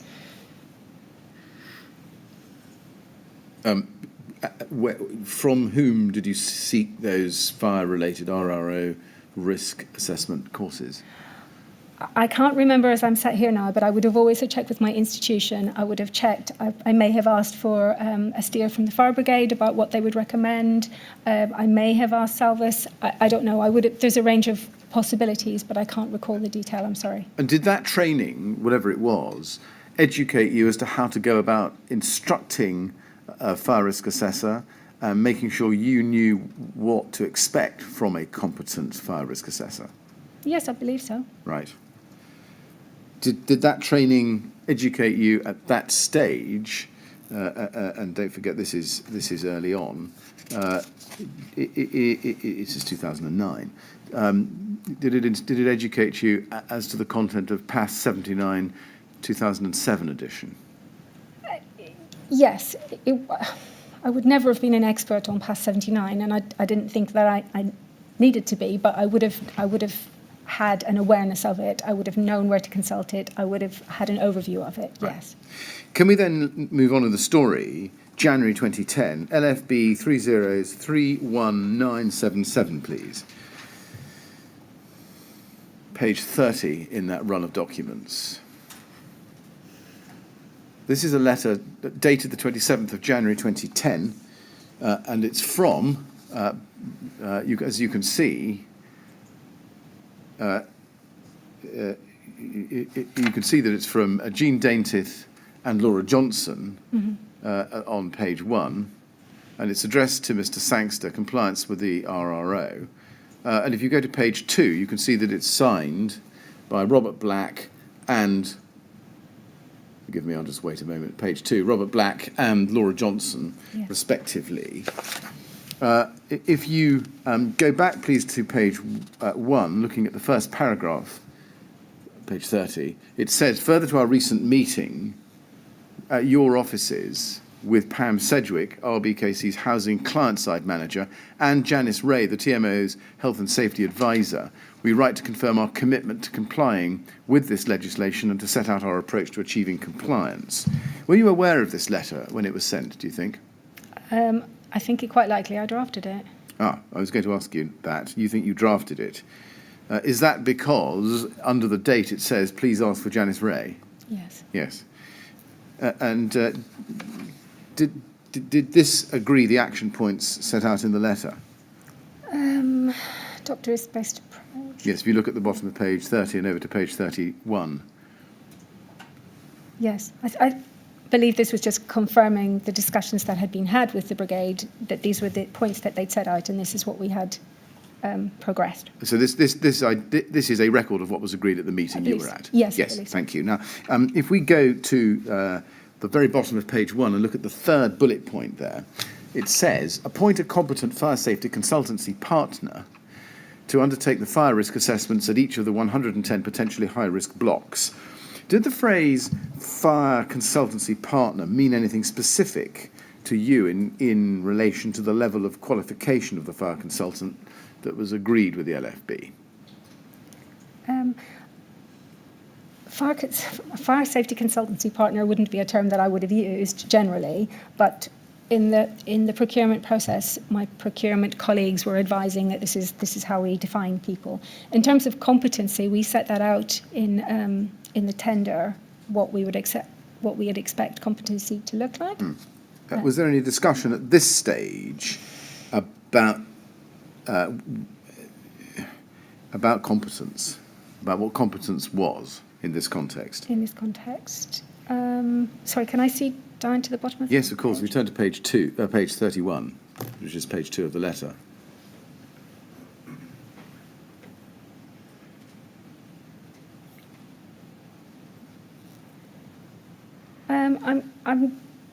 I doubt it, because the consultant had been appointed. We had all the things that we said. We'd shared the pro forma.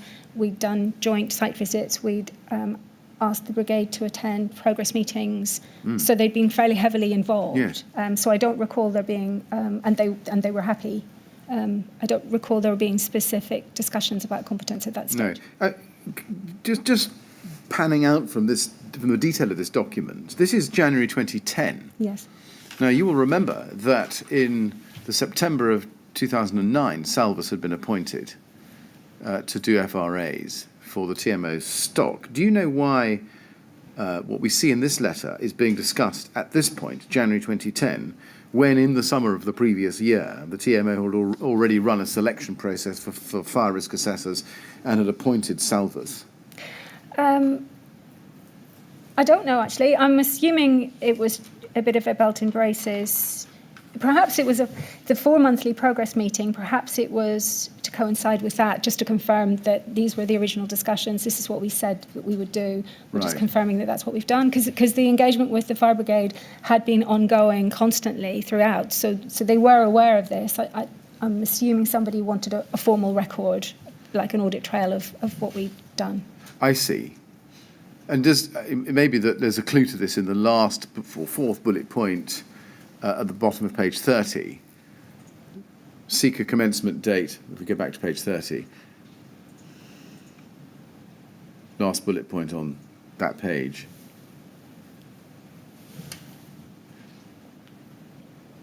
Seek a commencement date of September 2009 for the programme of FRAs at high-risk blocks and completion within 6 months. Yeah.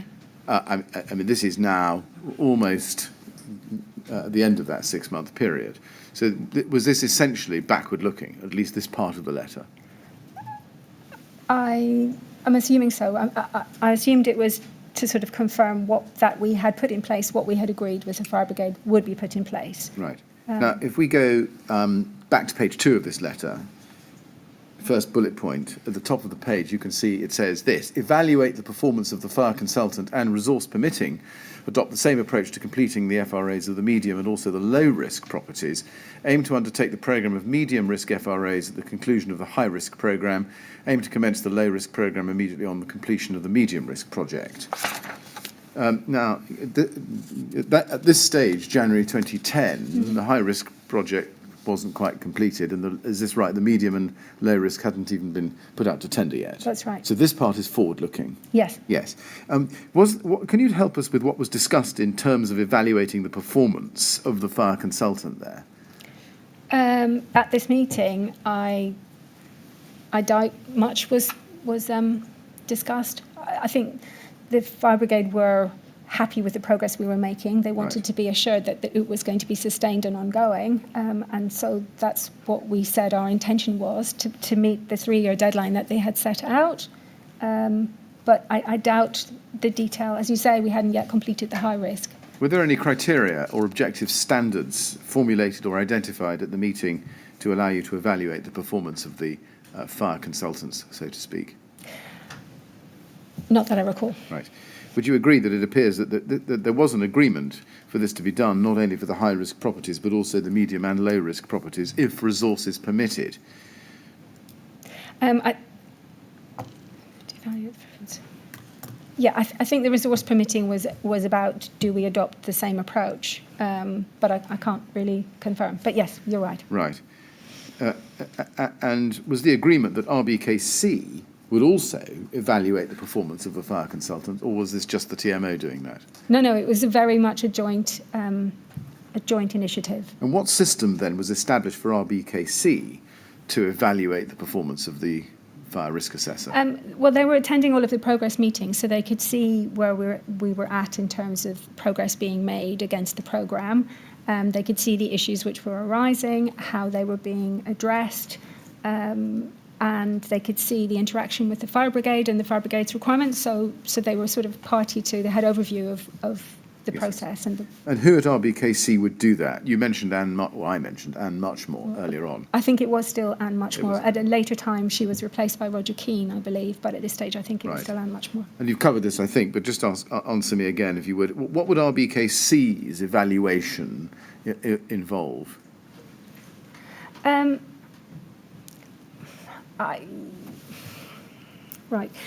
think, they've got really the same to go on as I have.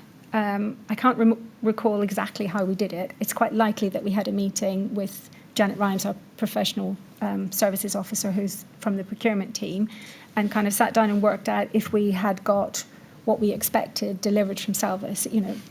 Clearly we were getting the FRAs, we were largely getting them on time. Their plans were coming a bit late, but that wasn't a deal breaker. We made quite a lot of progress in terms of there are quite a lot of repeat issues coming up, sometimes because they hadn't asked for documentation, So there was definitely a feeling that we were getting a lot of actions that perhaps with a bit more preparation and on our part as well as the consultant, that actually would have meant less actions coming out of the assessment. So I think we learned a great deal. I think we were perhaps slightly naive going into it about the scale of what we might be asked to provide. Sorry, I'm not sure I'm answering your question. Apologies. Can I then turn to the instruction of Salvas specifically? Go to your second witness statement, TMO 00842-341. Yeah. At page 2, paragraph 9, you say there that Salvas was instructed by the TMO to carry out FRAs at 110 properties within the RBKC's housing stock identified in this list as potentially high risk. And then you exhibit JW3, a list. It's that for note purposes only, is it TMO 00842-374. We don't need to go to that. Am I right in saying that the high-risk list included Grenfell Tower? Yes, you're right. It did. And Salvas were instructed at the start of September 2009, I think, weren't they? Yes, they were. In fact, the contract was signed on the 2nd of September and by the TMO, and on the 7th of September by Andrew Furness for Salvas. Now, in the light of that, can I then ask you about a document produced by Salvas on the 22nd of September 2009, only 3 weeks or so after they were appointed. Mm-hmm. And this is at SAL 6013. It's entitled Fire Risk Assessment for Fire Safety Policy and Procedures, conducted on behalf of the TMO, I summarise, by Salvas, you can see on page 5, if we just go to page 5, the date, top right-hand corner, 22nd of September 2009. Yeah. And I'll call this, for shorthand, the Salvas Management Report, if I may. Can I go to the first 2 paragraphs of the introduction on page 2? It says there, this fire risk assessment management report has been completed at the request of Russell Thompson, Head of Asset Strategy and Investment of the Tenant Management Organisation, TMO, of the Royal Borough of Kensington and Chelsea. This management report reflects information gathered on the fire safety management systems of the TMO in respect of its property portfolio, as per contract agreement dated 2nd September 2009. You see that? Yes. It looks as if it was the TMO that instructed Salvas, not RBKC. Is that right? Yes, that's right. Yes. Do you know who within the TMO received a copy of this report? I certainly did, and Yes. I imagine Russell did, and I would imagine everyone who Salvas regularly dealt with. So I'm imagining it would be Janet Rhymes and much more. Right. Was it shared in an email exchange or at a meeting? Do you remember? I think it came in by email. Right. Now, I'd like to show you some of the topics that were highlighted by Salvas in it. If we go to page 5, please, again, and look at paragraph 1.1,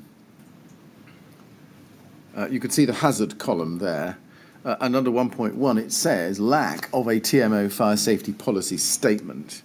Then if you look across to the 4th column, in italics, it says, there does not appear to be an overall TMO fire safety policy statement setting out the organisation's strategic fire safety objectives, including reference to achieving full compliance with the requirements of the Regulatory Reform Fire Safety Order 2005, wherever it applies to premises managed and or occupied by the TMO, and which is formally endorsed by the Chief Executive on behalf of the TMO. See that? Yes. And then look, if you can, at 1.2, 1.3 on page 5 and 1.4 on page 6. Just read those briefly to yourself. 1.2, lack of or inadequate TMO policy and arrangements, and you can see what's said in the italics under the existing control measures there. You see that? Yes. And then 1.3, lack of inadequate recording systems, e.g. logbook and or fire safety manual, and you can see what's said in italics there under the existing control measures column.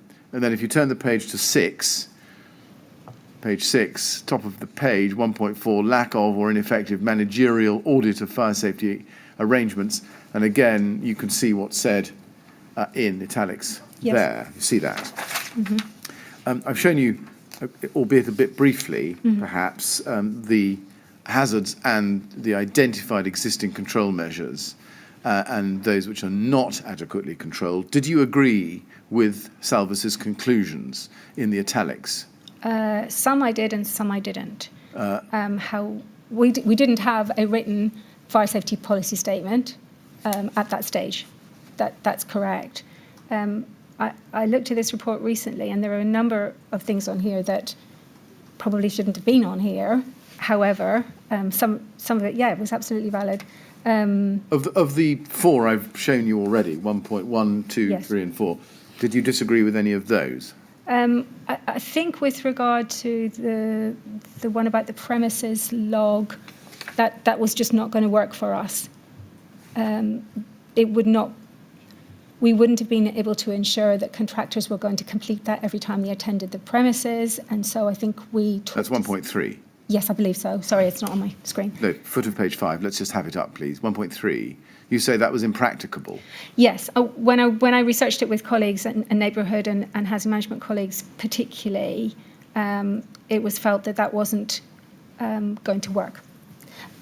Some specific pieces of kit, for example, lifts are very good at having a log sheet on site with some information, but having one document that's coordinated in one location and getting all of the planned preventative maintenance contractors to complete it every time they come to the property, it just hasn't been possible for us. And then to police it, to go to the site to make sure that it's being completed is a challenge as well. Right, but just to be very clear, apart from the impracticability of 1.3, Yes. you agree, I think, do you, with the conclusions in italics relating to 1.1, 1.2 and 1.4?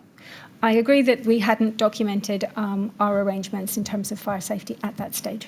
Now, let's just look at that a little bit more closely. Could we please go to TMO 00869-720, page 495. This is a document called Health and Safety Policy Statement of Intent. Yep. And if you go to the bottom of the screen, if you scroll down to the foot of page 495, you'll see it's signed by Gordon Perry, dated July 2003. Yeah.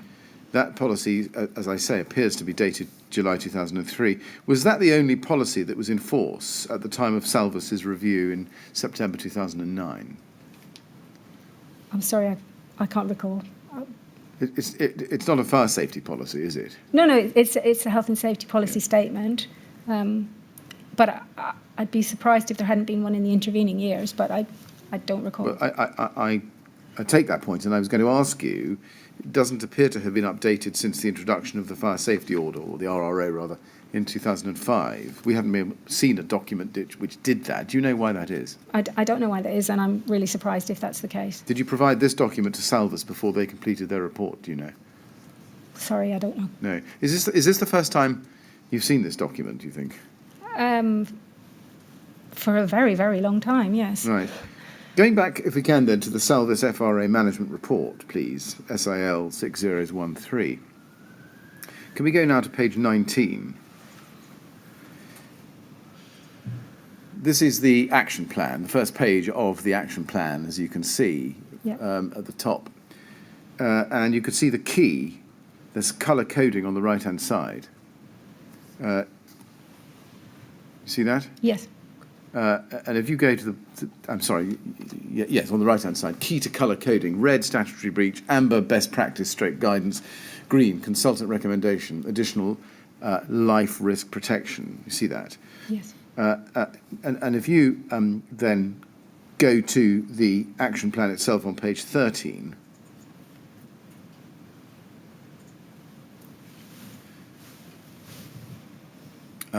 we start with 1.1,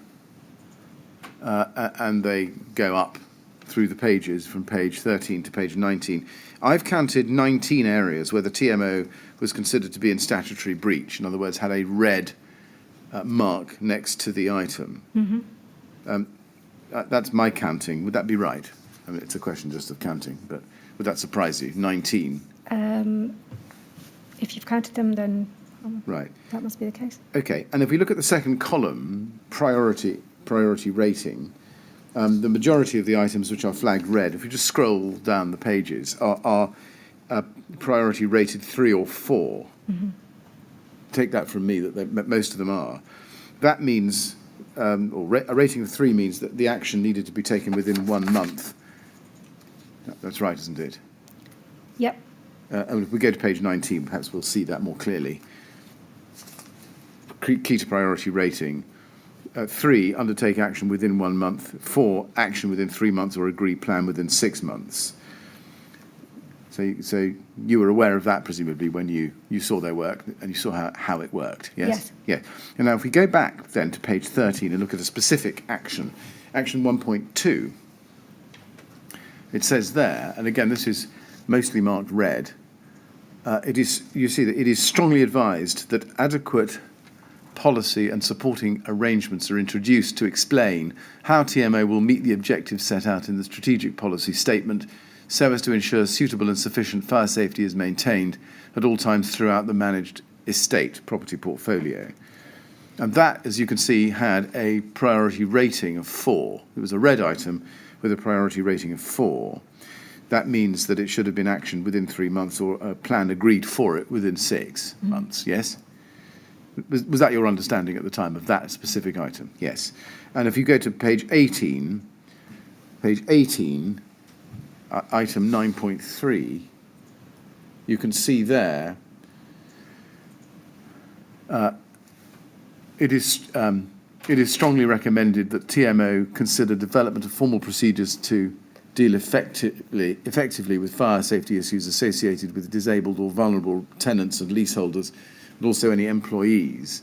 This should include a range of options from relocation in severe cases with or without potential property adaptations and fixed fire suppression systems to the provision of specific personal emergency evacuation plans in those less serious cases.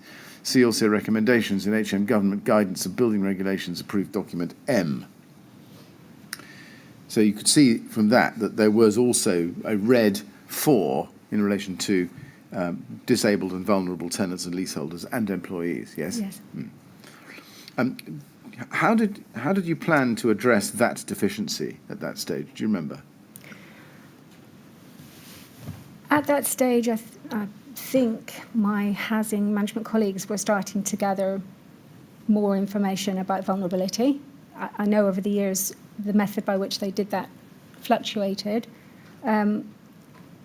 My plan was to work with the housing managers who knew their residents and get them to identify anyone they had concerns would not have the ability to be alerted to a fire or to respond to a fire.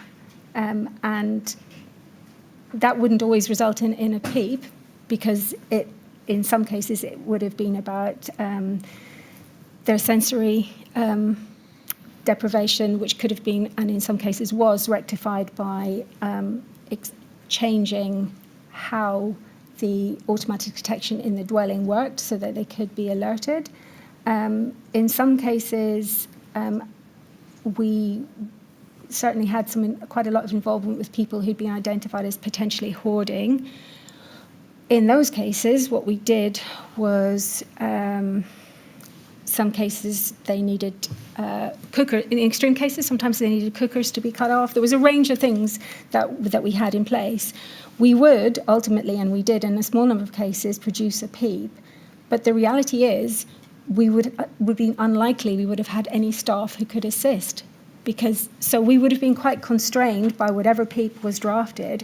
If the person who was vulnerable had family who could assist, that would be great. If there was a fire in the dwelling and they had the wherewithal to leave the flat and close the door, then potentially, at least initially, they're in another compartment, call the brigade, and hopefully the fire brigade would be able to assist.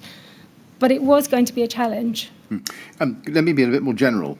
You were given a list of red deficiencies, some 19 in all. Yes. I picked on PEEP specifically because we'll come back to it very specifically later on, Yes. what you've just told us. But in general terms, how did you plan to address the deficiencies highlighted in the report? Okay. There were a number that were relatively straightforward to deal with.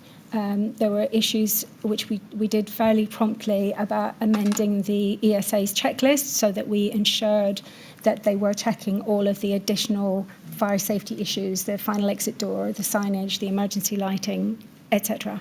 And we did the same for the community officers who worked in the specialised housing schemes. They were done pretty swiftly. As you know, we'd identified a need for flat entrance doors to be investigated further. That was put in train and ultimately led to a substantial number of replacement doors. There were issues raised about staff training, but the consultants hadn't asked for the staff training records, so we revisited that, but that was in place. There were issues raised about workplaces. There were quite a lot of things which, I'll give you an example. I believe there's one in here about leaseholders' gas appliances, and that the TMO should make sure that these are serviced. Under the terms of the lease, those aren't our obligation. But for many years, we had written to every leaseholder annually, pointing out the value of having their own appliances inspected and serviced, and also advising them if they sublet their property and took on the responsibility of a landlord, that they actually, under the terms of the gas safety installation and use regulations, they were required to service these for their tenant. So there were some things which were already here and actually aren't reflected, and there were quite a few other things that we were able to resolve quite swiftly. I completely take on board that it took far too long for us to put in writing our policy statement for our safety strategy, but it was a work in train for a substantial period. We're going to come to that. Yeah, okay. We're going to come to that in due course. Now, can we go to RBK 3053571?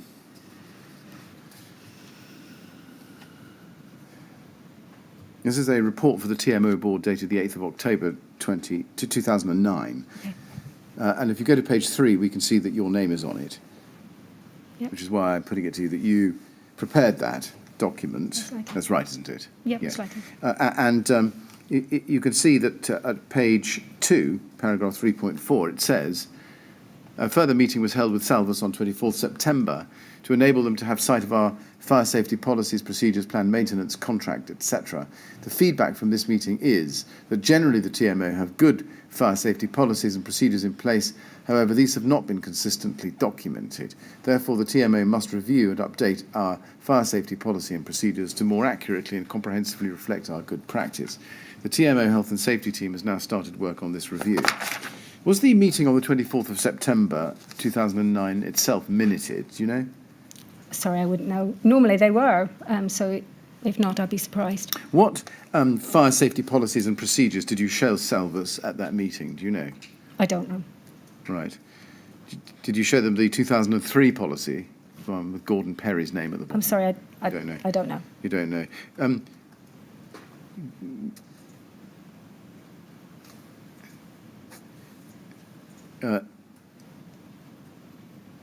No. Do you know why your report to the board here doesn't comment on many of the urgent and critical concerns raised by Salvus in their 22nd of September 2009 FRA management report? I think because of timing, the board was on the 8th of October. The meeting agenda goes out whatever number of days in advance. The report has to be ready. But actually, I don't think I received the Salvus report until November, because I reread a progress meeting in November, and it said it seemed to confirm that I'd only just received it. I think, although it's dated 22nd of September, I don't believe I got it until several weeks later. Right. So you think that the 24th of September meeting happened before you'd seen the 22nd of September report, is that right? Yes, Right. I'm sure that is the case, yes. Right. At the 24th of September meeting, do you remember whether Salvus went through the 22nd of September report, at least in outline? I don't believe that they did. I reread the minutes of the progress meetings, and I think it wasn't until November that there's reference to it. Right. But I think we didn't discuss it then because it seemed to be worded that I'd only just received it and I hadn't had Right. the opportunity to digest it. But we did discuss it subsequently, and the issues that I've raised with you about training and leaseholder gas appliances and all of those things are all kind of set out in Right. point. Can you explain why your report to the board contains no comments at all, which are urgent or critical? Well, as I say, I don't believe that I had received that report, and anything I'd had from them verbally at that point hadn't raised any concerns that needed to go to. Are you saying that at the 24th of September meeting, Salvus didn't let on to you that they had identified 19 statutory breaches with a risk rating of 3 and 4? I'm absolutely sure that they didn't. You're sure that they didn't? Well, unless you tell me otherwise, I may stand corrected, but I really don't think that's the case. And what about by the 8th of October? Are you sure that even by that stage, you had no idea, is this right, that Salvus were going to make those criticisms? I don't believe that I knew, but yeah, I honestly don't believe that I knew. And if I did, it would have been really remiss of me, but it doesn't sound like something I would do. What input, well, did Anthony Parks have any input at this point? I think it was still Lornette Pemberton at that stage. Right. And Was RBKC briefed about the nature and significance of the failings identified by Salvus when you eventually did get it? I would be confident that Anne Muchmore had a copy of the document, and then it got discussed at various progress meetings, which she would have been at some of those. Yes. Yes, indeed. Let's go to one of those. January 2010, RBK 30's52572. This is the progress meeting of the 26th of January 2010. You can see that you were there, as was Anne Muchmore from RBKC, Okay. and Andrew Finesse of Salvus. Did she have a copy, or did you have a copy of the 22nd of September 2009 Salvus report there at the meeting, or you'd already seen it? Don't know. Well, I'd definitely already seen it by then, yes. Right. But And I had don't know. Anne Muchmore seen it by then? Can we take it that she had? Yes, I can only assume at this stage that yes. Yes. Now, this was a progress meeting in relation to high-risk blocks. Were meetings like this set up to meet regularly? Yes. Sorry. Sorry, I was just going to say that this is the progress meeting with Salvus, so we were trying to have them at least once a month for the duration of the contract. When was the first one? Well, we had a pre-start meeting with them where we introduced them to the fire brigade. It was sometime in September, and then there presumably would have been a meeting in October. Sorry, I'm not sure, but I think we largely did have one per month. Right. Now, if we...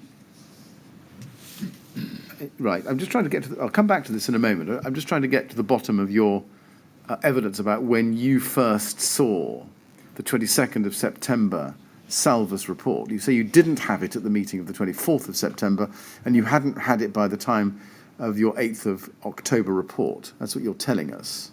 Well, that's what I remember. Right. Do you think you had it by December 2000? I think I had it by November because Right. I think there's a November meeting that references it, but my Right. memory's not as great as it should be, sorry. Right. Let's then look at TMO 00873 623, please.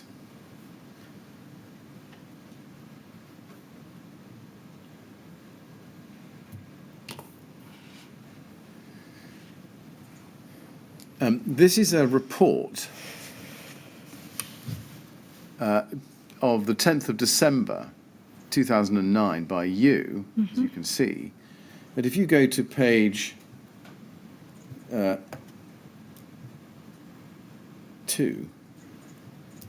you can see paragraph 4.5. You tell the board, you see, Yes.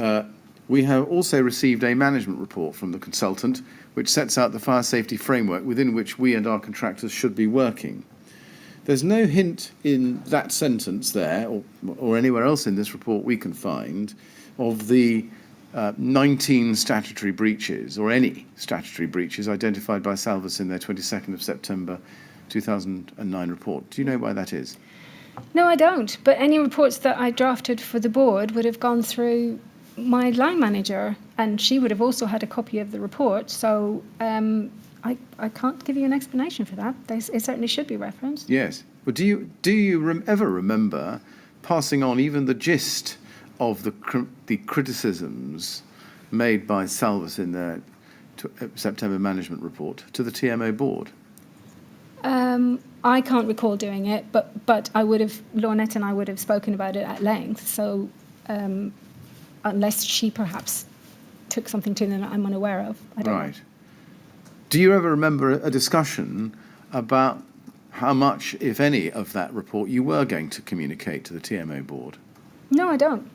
Can you account for why, on the face of it, this paragraph says absolutely nothing about any of the statutory breaches or any of the defects in fire safety management that Salvus had identified in that September management report?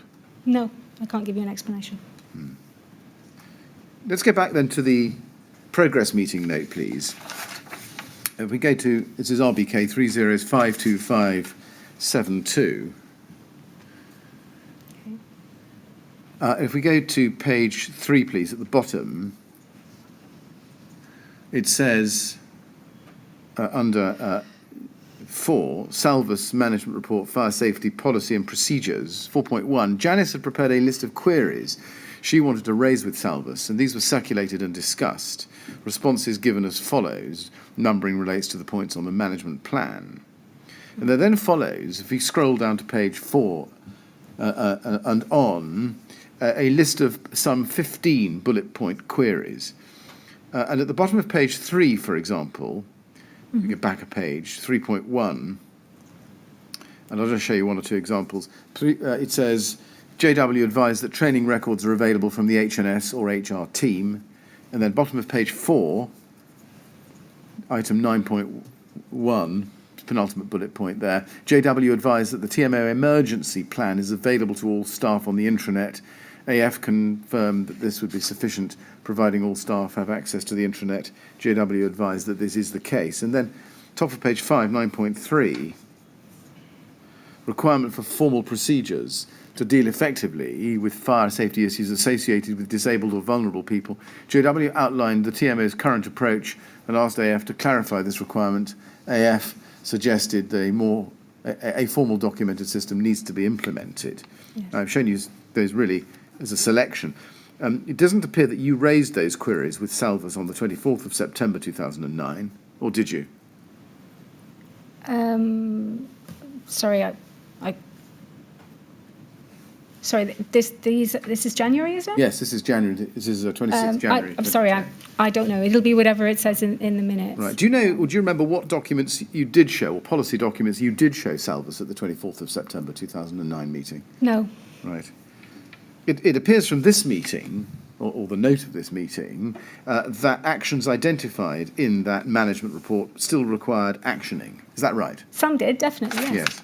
And were you still required to put in place an adequate policy and supporting arrangements to explain how the TMO will meet the objectives set out in a future strategic policy statement to ensure suitable and sufficient fire safety is maintained at all times, as per action point 1.2 yes. from the 20th? You did. You were. We still were required to do it because we hadn't had the opportunity to. We were trying to go through all of them, identify what we already had in place that Salvus may or may not have been aware of, identify what was left, yes. Figure out what the priorities were, get on and do. And you were required to do that in line with the timescales in that plan, which was yes. either 3 months or agree a plan within 6. Absolutely. And what were you doing? Agreeing a plan within 6 or actually doing them within 3? I couldn't do them within 3. I didn't have the capacity to. Right.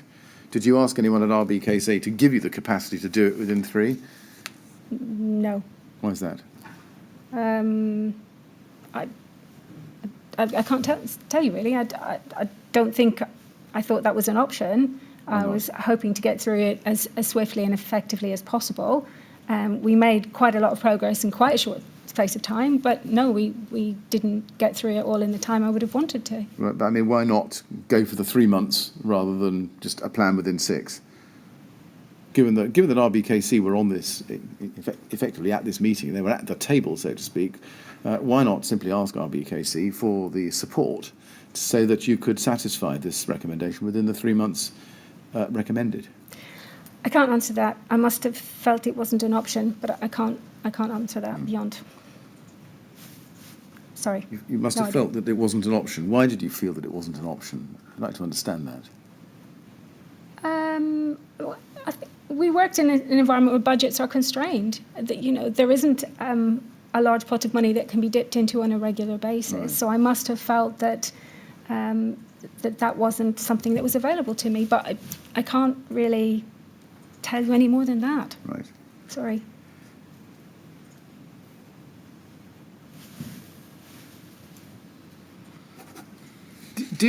Did you tell the executive team at any point, or the TMO board at any point, or RBKC, that there was no strategy or policy in place that met the TMO's obligations under the RRO, as highlighted by Salvus? I would have spoken to Lornette, who was the executive director with Health and Safety Responsibility. She would have been aware of all of the shortcomings and what we were trying to put in place to address as many as possible. And she would have, I'm assuming she would have fed into the executive team. Now, when Carl Stokes became the TMO's sole fire risk assessor in September 2010, yep. I'm going to come on to that in a lot of detail later, do you remember sending him at that time the Salvus FRA management report of September 2009? I believe I would have done, yes. Yes. Why did you send it to him? Well, what I didn't do was update it, which goes back to my point about time and record keeping.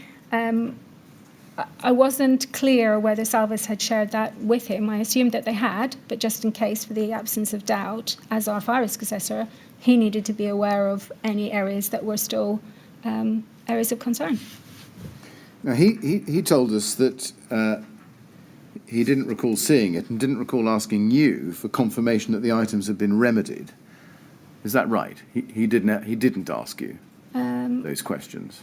I don't recall us sitting down and going through the document in detail, but we had discussions about how we were addressing all sorts of things and how we'd extended, some specific things like the caretaker's checklists and whatever. Right. So I'm not sure if he's right or if he's not. Sorry. Did you expect Carl Stokes to read the document you sent him? Yes, of course. You did. Did you expect him to give you any advice about it, or about what if things had not been done, how they should be done? If he wasn't clear about the progress of any of the issues, then I would expect him to come back and challenge me and ask for why they were outstanding and when they would be completed. But I take it that you never had any specific discussion with him about that document?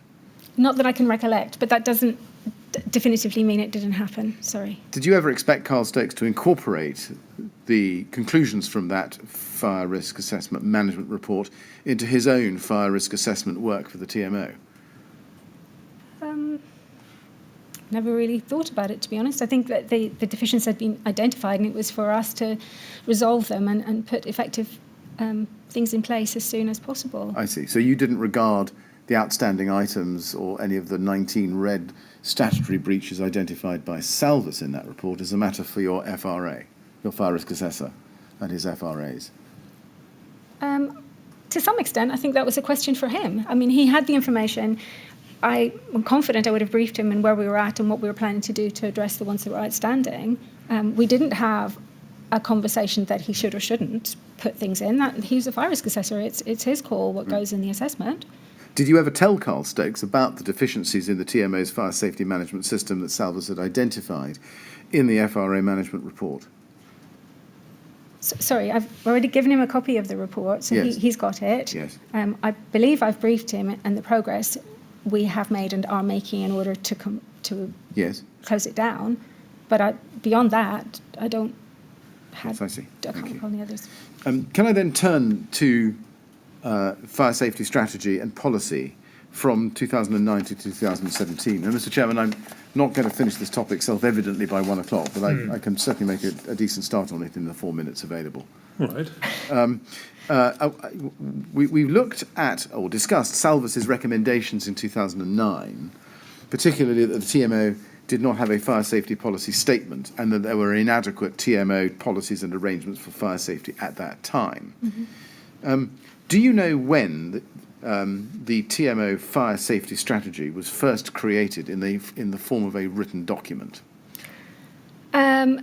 No, I know that we published the first version and gave the LFB a copy in, I think, November 13. I thought it had been in existence in one form or another for quite over a year beyond that, so it may have been 2012, I'm not sure. Right. Let's then look at an earlier document. We'll come to the 2013, the November 2013 document now, probably after lunch. But let's start with one earlier. This is TMO 00870-171. And you can see from page 1 that it is a fire safety policy, TMO fire safety policy. And if you look at page 4, please, you can see that it's signed by Robert Black and it's dated December 2009. Do you know the circumstances in which this document came to be created? No. You sound surprised I that it haven't exists. seen this forever. Sorry, it's... You've never seen this document before? I must have, because it's probably me who drafted it, but... Well, quite. And I was going to ask you that. But but I haven't seen it, sorry. right. Not Okay, well, for many let's see how we go then in light of that. Did Salvus, or rather, did the Salvus FRA management report provide the impetus for the creation of this document, do you know? Looking at the time frame, it looks like probably a first attempt at putting something together that met their requirements. So yes is probably the answer to your Yes, question. but are you Apologies. speculating, or do you actually recall? Could we scroll up so I can Go have to a page look at 1, it? so sorry, of course. That's all right.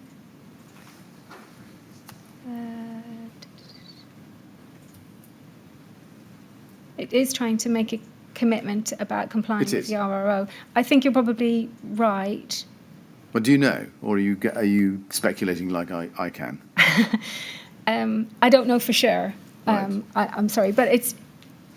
So what I can say, and what I do recall, is we'd struggled for a long time with automatic detection, quite some years before this and before the RRO came in, and there'd always been a reluctance to install battery alarms because people were concerned about liability issues. So some of this progress made at May 06 rings a bell, because we sort of, I think we changed conditions of tenancy so that if at that stage all we could install was a battery alarm, at least we could be clear about responsibilities for testing it. But May 06 isn't, this is December. I'm just, sorry, at point 2.1. Oh, I see, right, yes. I'm just fixating on that. Right, so there's a lot in this about AFD. Right.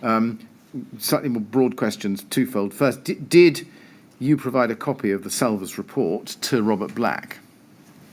Did anybody, to your knowledge? I don't know. You don't know? I don't know whether I did or Lynette did. I would have thought it likely that we did, but I can't confirm. Did this document, the TMO fire safety policy dated December 2009, make its way back to Salvus?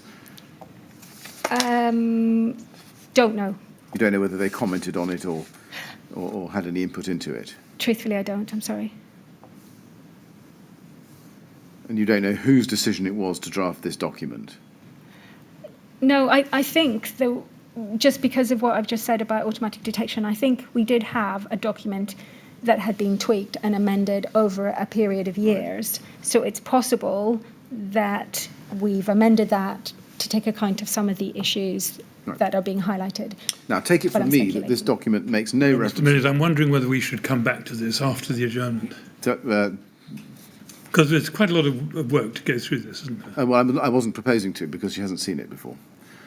But do you know why there's... Well, Mr. Chairman, I'm happy to come back to this after the break. I think that'd be better. Right. Yes. I think it's time you had a break now. Thank you. Ms. Wray, we're going to stop now so we can all have some lunch. So we'll break there. We'll come back at 2 o'clock, please. And as I said to you earlier, please don't talk to anyone about your evidence or anything to do with it Okay. over the break. No All problem. right? Thank Thank you. you. Right, to go to the usher, please.